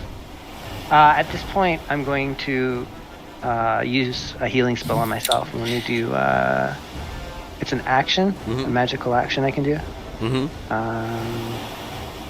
Healing Hands. Beautiful. So it's going to be 2d4 worth of healing. 2d4 worth of healing. Roger that. As you feel this healing energy course through your veins. So do I just roll it twice? Or is there a way to do two? I guess I could go 2d4. Yeah. There you go. As you I receive. heal myself 4 points. There it is. Beautiful. As I tank this thing Yeah, there it is. in its claws. I love it. I love it. Is that your turn? Yeah, that's what I'm gonna take. All right, beautiful. Next lineup, we've got the giant crab that is right in front of Hiko. This giant crab sees just what the heck is going on, and it's going to attempt to flee. Hiko, Alethe, you may choose to use your reaction to hit this thing with an opportunity attack. Otherwise, this thing's gonna flee. 5, 10. I can. Oh, there it is. Cast. Out there, using your reaction, you smash it as it receives 8 points of damage.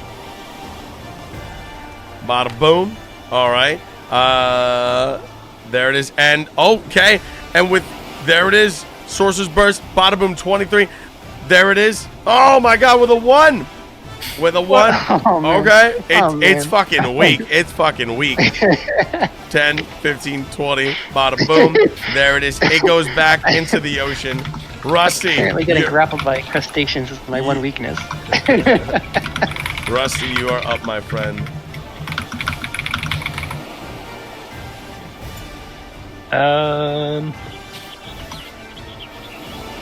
Well, the crab I just had the Vow of Enmity on just left, so I would say that's fun. I would say, yeah, it just left.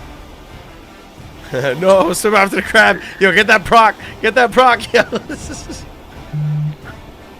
I mean, that's fine because we'll just take the sword again, and I'll go for the attack. And while I go for the attack, I can just redo my Vow of Enmity because I'm taking the attack action. Hell yeah. Which will give me advantage on attack rolls against the creature. So this attack with the longsword would have advantage. Let's go. Hell yeah. So Booming blade. 20 hits. is the other one better? No, well, 20 hits. 20 with hits, that, I'll Rusty. also burn a spell slot for the Divine Smite as well Hell yeah. at first level. So that's 14 from Divine Smite and 5 from the longsword. Oh my For God. 19. 9. There it is. Damn. That's what I'm talking about. Bada boom, bringing this thing down. Bringing this thing down. Roughly, it's starting to enter the 50% range of HP. Beefy boy. But guess what? That's a good hit. That's a good hit. Next That'll be all I can do for now. Next Yeah. lineup, we have Kashmir.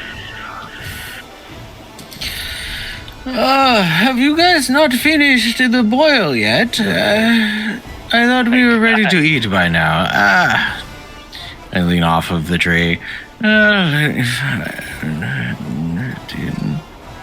You still leave this poor thing laying on the ground. It's barely alive. It's barely alive. Oh, it needs I, to make a wisdom throw. I'm sorry. All right. Let's go. Yeah, Let's roll that wisdom. Yeah. Sorry. Ah, Yeah, negative okay. 1. Ah, point left. Point Pretty left. sure that's a fail. Point left. Okay. Oh no. I look at the big boy and I have my dagger in hand. I'm like, well, there's only one way to get to the middle of a crab. I guess this will do. Rack it open. Hell yeah. Hell, you get the butter. Who's got the butter? Yeah, who's got the butter? And I'm going to make an attack with my dagger. Hell yeah. Roll that shit with advantage.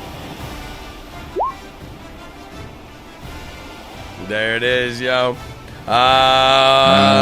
advantage, yo. Roll that I mean, shit so again, many- baby. Not the 9. Ah, damn. Look, I swear I know what I'm doing. I'm not really stabbing at it. I'm just kind of spreading butter on it. Yo, Like, sometimes you need to put the butter on beforehand. Like, get the butter ready. Get the butter who ready. has the fire?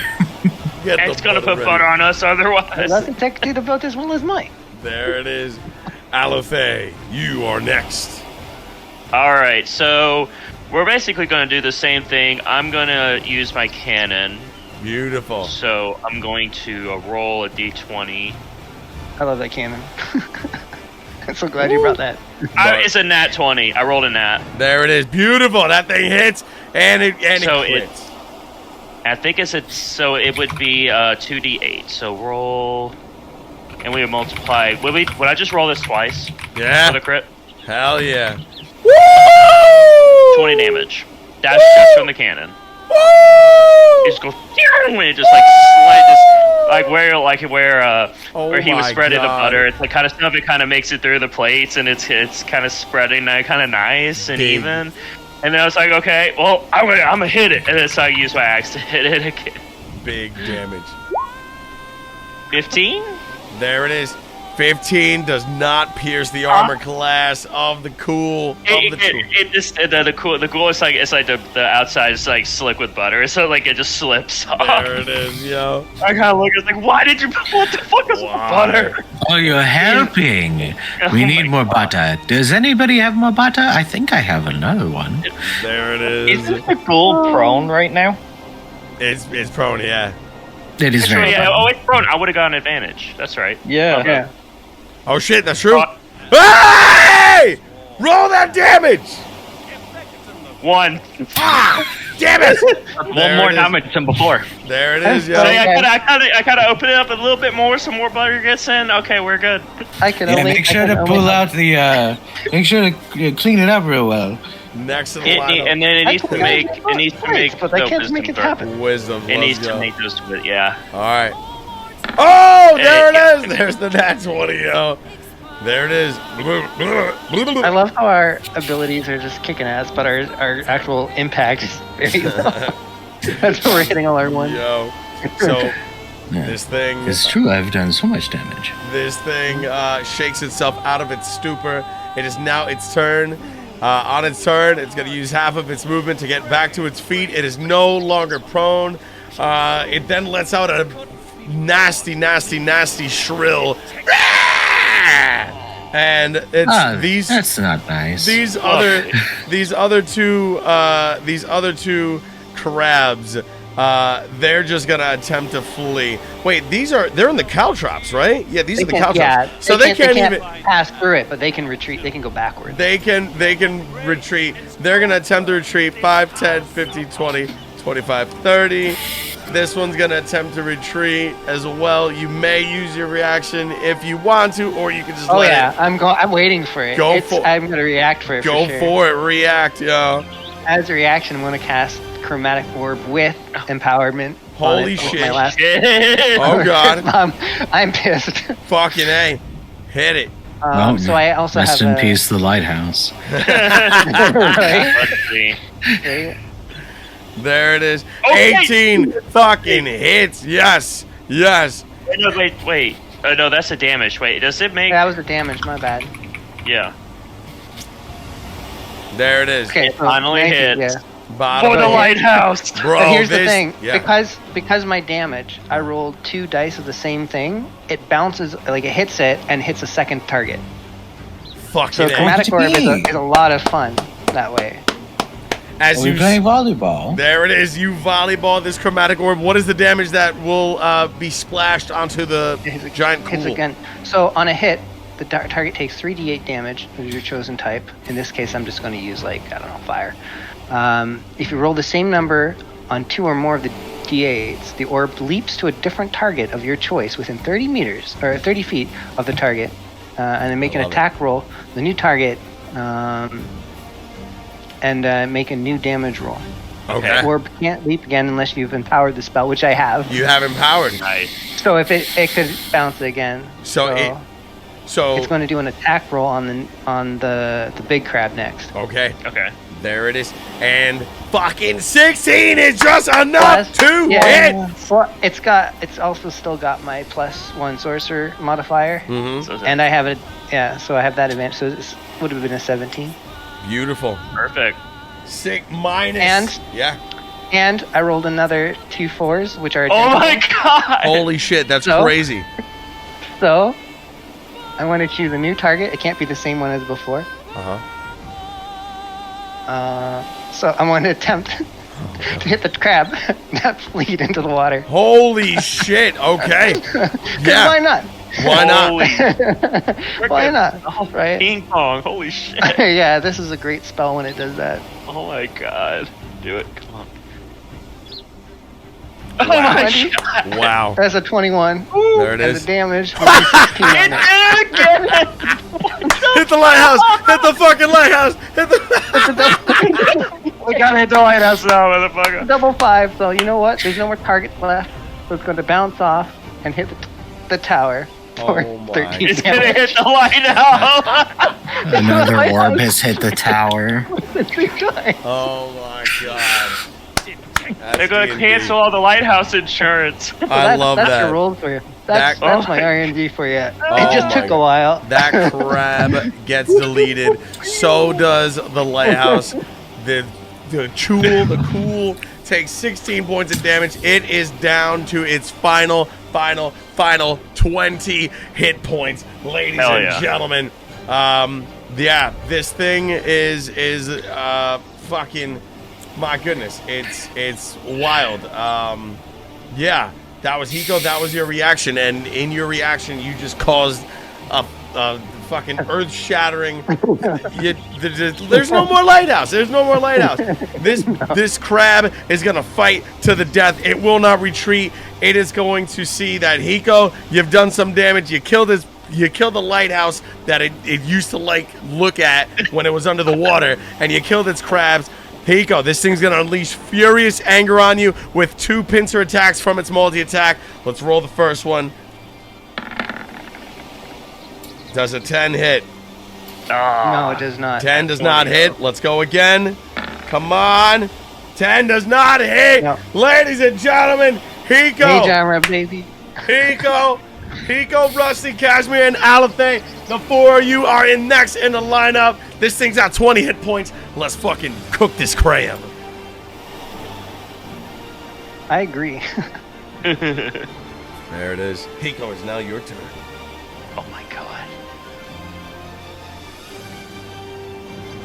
So, I have good news and bad news. Yeah. I have spent all of my points. I can sacrifice a low level. I could sacrifice one of my spells for more sorcerer points to cast a lower level spell. Yeah. So actually, no, I have one left. My bad. I miscounted. So I'm gonna cast Chromatic Orb one more time. Oh my god. I love it. It is a nice spell. It is 3d8. I mean, there's nothing to scoff at. I'm just still with my 20 hits! Roll that damage! 15! There's It 15 doesn't damage. There you count. go. 15. Yeah, Holy it's been all my smokes. shit's been bouncing all day and doing no 5 damage. So this hit points this is remain on this creature. Next in the lineup. Oh, Unless yeah, it was, no, never mind. I'm gonna skip that bonus action. It's fine. All Not gonna right. do any good. Next in the lineup. Rusty. This thing's got 5 hit points left and an armor class of 16. Meanwhile. Well, Uh-huh. we're gonna long sword attack it, and I have advantage because I still have my Vow of Enmity on it. Bow. So Ooh. 5 doesn't hit, but 17 hits! Roll the damage! Come on. you know what? Let's just really make sure. Let's just burn the last spell slot as well. Let's go. And just absolute overkill this thing. Rusty! With, How do you want to do this? Yes! as Rusty lifts the longsword up, it just drives it straight through the head of this thing as just the inside then explodes in this bright, radiant light as just crab meat flies everywhere. I love Well cooked. Oh, it. Do you say anything It's going as... to be sand in the meat. yeah. Fuck yeah, do- Rusty. Do I say anything? Do you say anything as you're... Another trophy for the wall. Yeah, let's go. It'll have to be a trophy. We can't eat that now.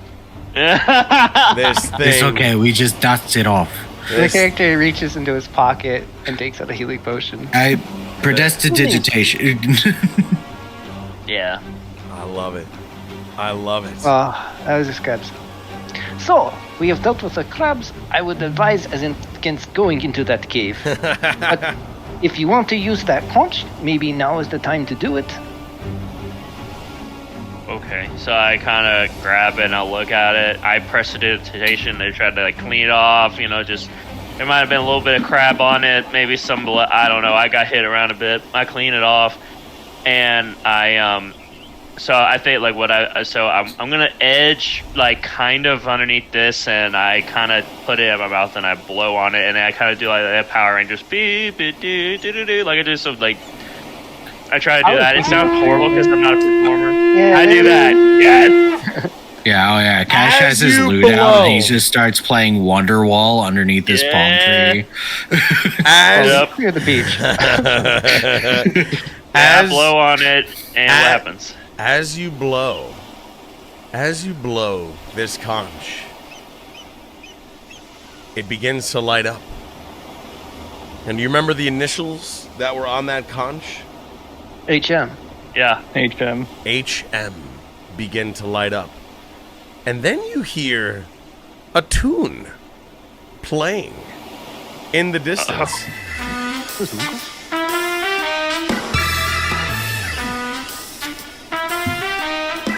What is it? What is that sound? Bard, what are you doing? What is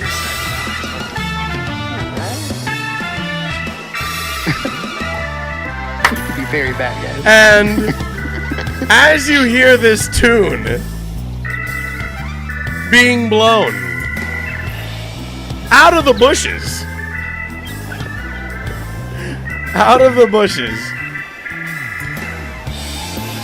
from this bush right here where Casimir was hanging out, we see two figures marching towards you.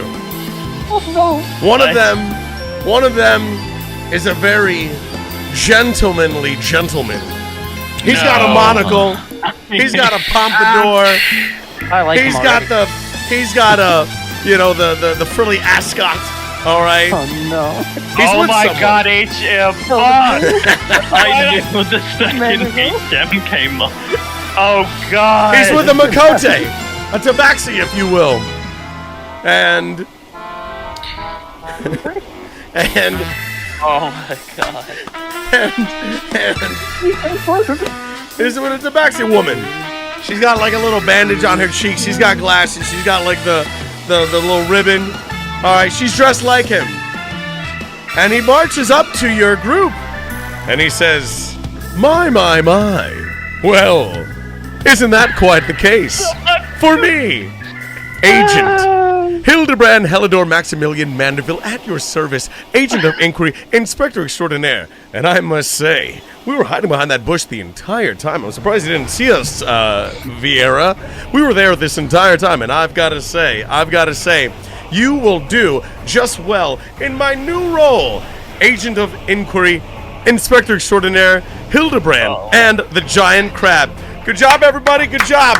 And then we see this green screen fall down, all right, from around you, all right? And we see a bunch of actors holding up, like, pretend crab carapaces and everything. We see that the real lighthouse has not been damaged at all. And Hildibrand comes out and he shakes your hand and he says, thank you very, very, very much. The four of you will star in, that is right, in the live adaptation of Hildibrand and the Beach. Wait, Mr. Hildibrand. Mr. Hildibrand, Yes, my yes. friend. And he kind of gives you that cheeky grin that, We are still getting paid, right? oh, well, yes, I do believe you are getting paid. Here, hang on, let me go ahead. And then he reaches into his coffer. But then, and only then, Nashu Makaraka, she reaches into her back pocket and she pulls out 2 giant bombs. Everyone, please roll your best Constitution save. Oh my god. What save? Constitution save. Nashu Makaraka. Constitution? Constitution saving throw. Constitution saving throw. Because Nashu Makaraka's got them 2 big ass bombs right in her back pocket. Just as Hildibrand's about to save. Pay you guys. Alethe with a 10. Oh, Rusty no. with a 7. Hiko. Oh, Hiko no. with an 8. Oh, okay. All right. Finimara, a.k.a.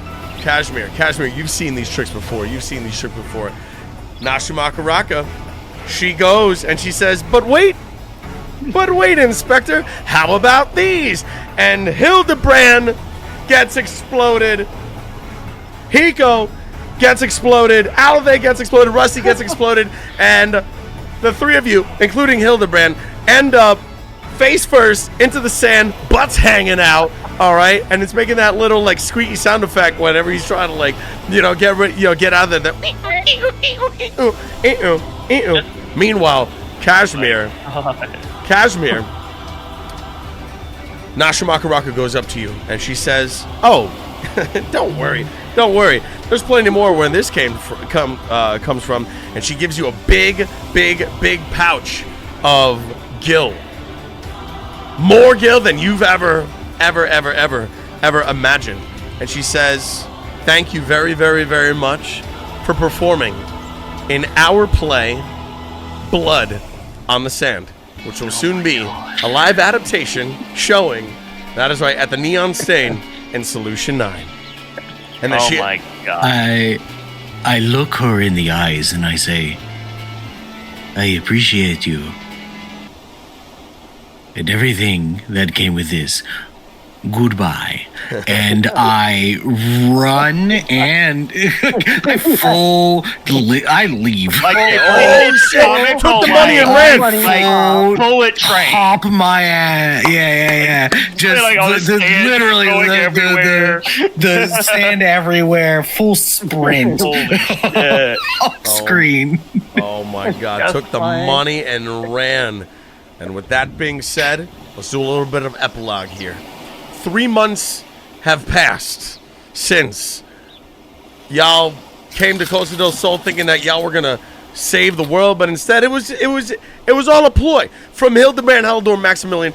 He was scoping you out to make sure that y'all were able to fit the role in the live adaptation of the Hildibrand story. So let's start with Alethe. 3 months down the road, what's Alethe up to after this brief encounter with Hildibrand and his shenanigans? Because that scoundrel Kashmir decided to just run off with the gill.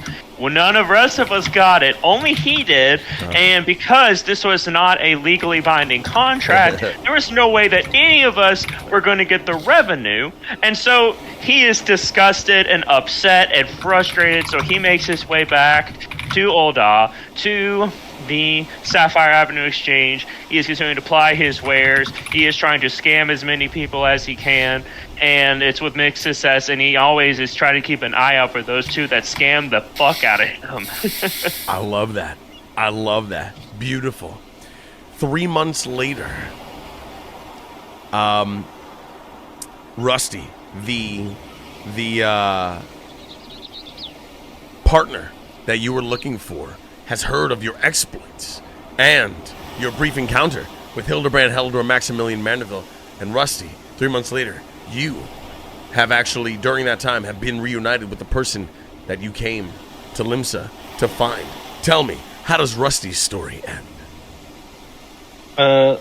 With Rusty's trusty companion back by his side, the 2 of them actually head off to Kugane and plan to go to the Azim Steppe to inquire about some forces from the different Arad tribes that are there in hope to rise a rebellion. I love it. Ferocious. Amazing. Next in the lineup, Hiko. 3 months have passed since your encounter with Hildibrand Haldor Maximilian Mandeville and the casting of their new film, Blood on the Sand, starring Hildibrand Haldor Maximilian Mandeville. 3 months later, what's Hiko up to? Well, yes, I did star in that show. It is very popular. Everybody loves Hiko. Since then, I took the magic conch and I sold it, for profit, and learned valuable lesson. How dare you get steal it from money me? up front. I'm still mad about that. You stole it from me. Oh yeah, I have lots of ways of doing that. I got suggestion and stuff. Let's As go. for my friend Kashmir, no hard feeling. He's a good guy. He's very fast. Yo, super fast. Super fast. And last but not least, Kashmir, 3 months later, you made off with all the gil, more gil than you've ever had in your life, my friend. 3 months later, what's Kashmir up to after the events of Hildibrand and Blood on the Sand? You find Kashmir in a very different place than you thought you'd find him. It's a bit of a desolate wasteland, but as you come closer, you find him inside of a facility, sitting down with 3 very smaller versions of bunnies. Very much cute versions of bunnies. Here I thought it was going to be the As robot. he deals cards to 3 Loporits. My God. No, he's scamming the leopard. Run them pockets, run them pockets, In a run them Scamming pockets. way, and what is he scamming Yeah. way? And he's trying to learn your He's- craft. He's dealing with Scamming Way, Gomba Way, and Suffering Way. I love it. Oh no. Oh my God. Evil leopard. The worst kind. I love The that. glint in his eye. I love that. And with that being said, ladies and gentlemen, massive, massive, massive love. That right there is yet another D&D session, my friends. D&D and the Eorzea. Give it up, everybody. Give it up. Give it up, everybody. Hell yeah. Absolutely amazing. Absolutely amazing performance, yo. Massive, massive, massive, massive, massive love. I love that. I love that, yo. Give it up, everybody, for the wonderful playing the role of Kashmir, the Harangon, otherwise known as Vieira. Give it up, everybody, for Finimara, a.k.a. Fishimara. Massive, massive, massive, massive love. Playing the role, that is right, of our mountain dwarf friend, Alathe, Kalat's very own Misa Losman. Give it up, everybody. Misa, yeah, absolute legend. Give it up, everybody, for the wonderful and amazing playing the role of our Warforged Paladin Warlock, Rusty, a.k.a. DJ Hazy. Massive, massive, massive, massive love. And last but certainly not least, give it up, everybody. Oh, give it up, everybody. All With his right. eye. Hiko. For the wonderful playing the role of Hiko, the merchant sorcerer extraordinaire, Hiko, a.k.a. Swolfen. Massive, massive love, y'all. That was beautiful. Job well done, everybody. Job well done. That's a sesh. That's a sesh, yo. I had a lot of fun with that. Thank you very, very much, friends. Oh, thanks for inviting us. No, massive. Yeah, thank you. That was good, thank you. No, thank you. That was fun, yo. That was absolutely wild, yo. Big chunky crab, yo. That big chunky crab, yo. That was Yeah, fun. he would. Yeah. He grabbed on and he would not let go. I was like, I'm the tank now. That was nuts, yo.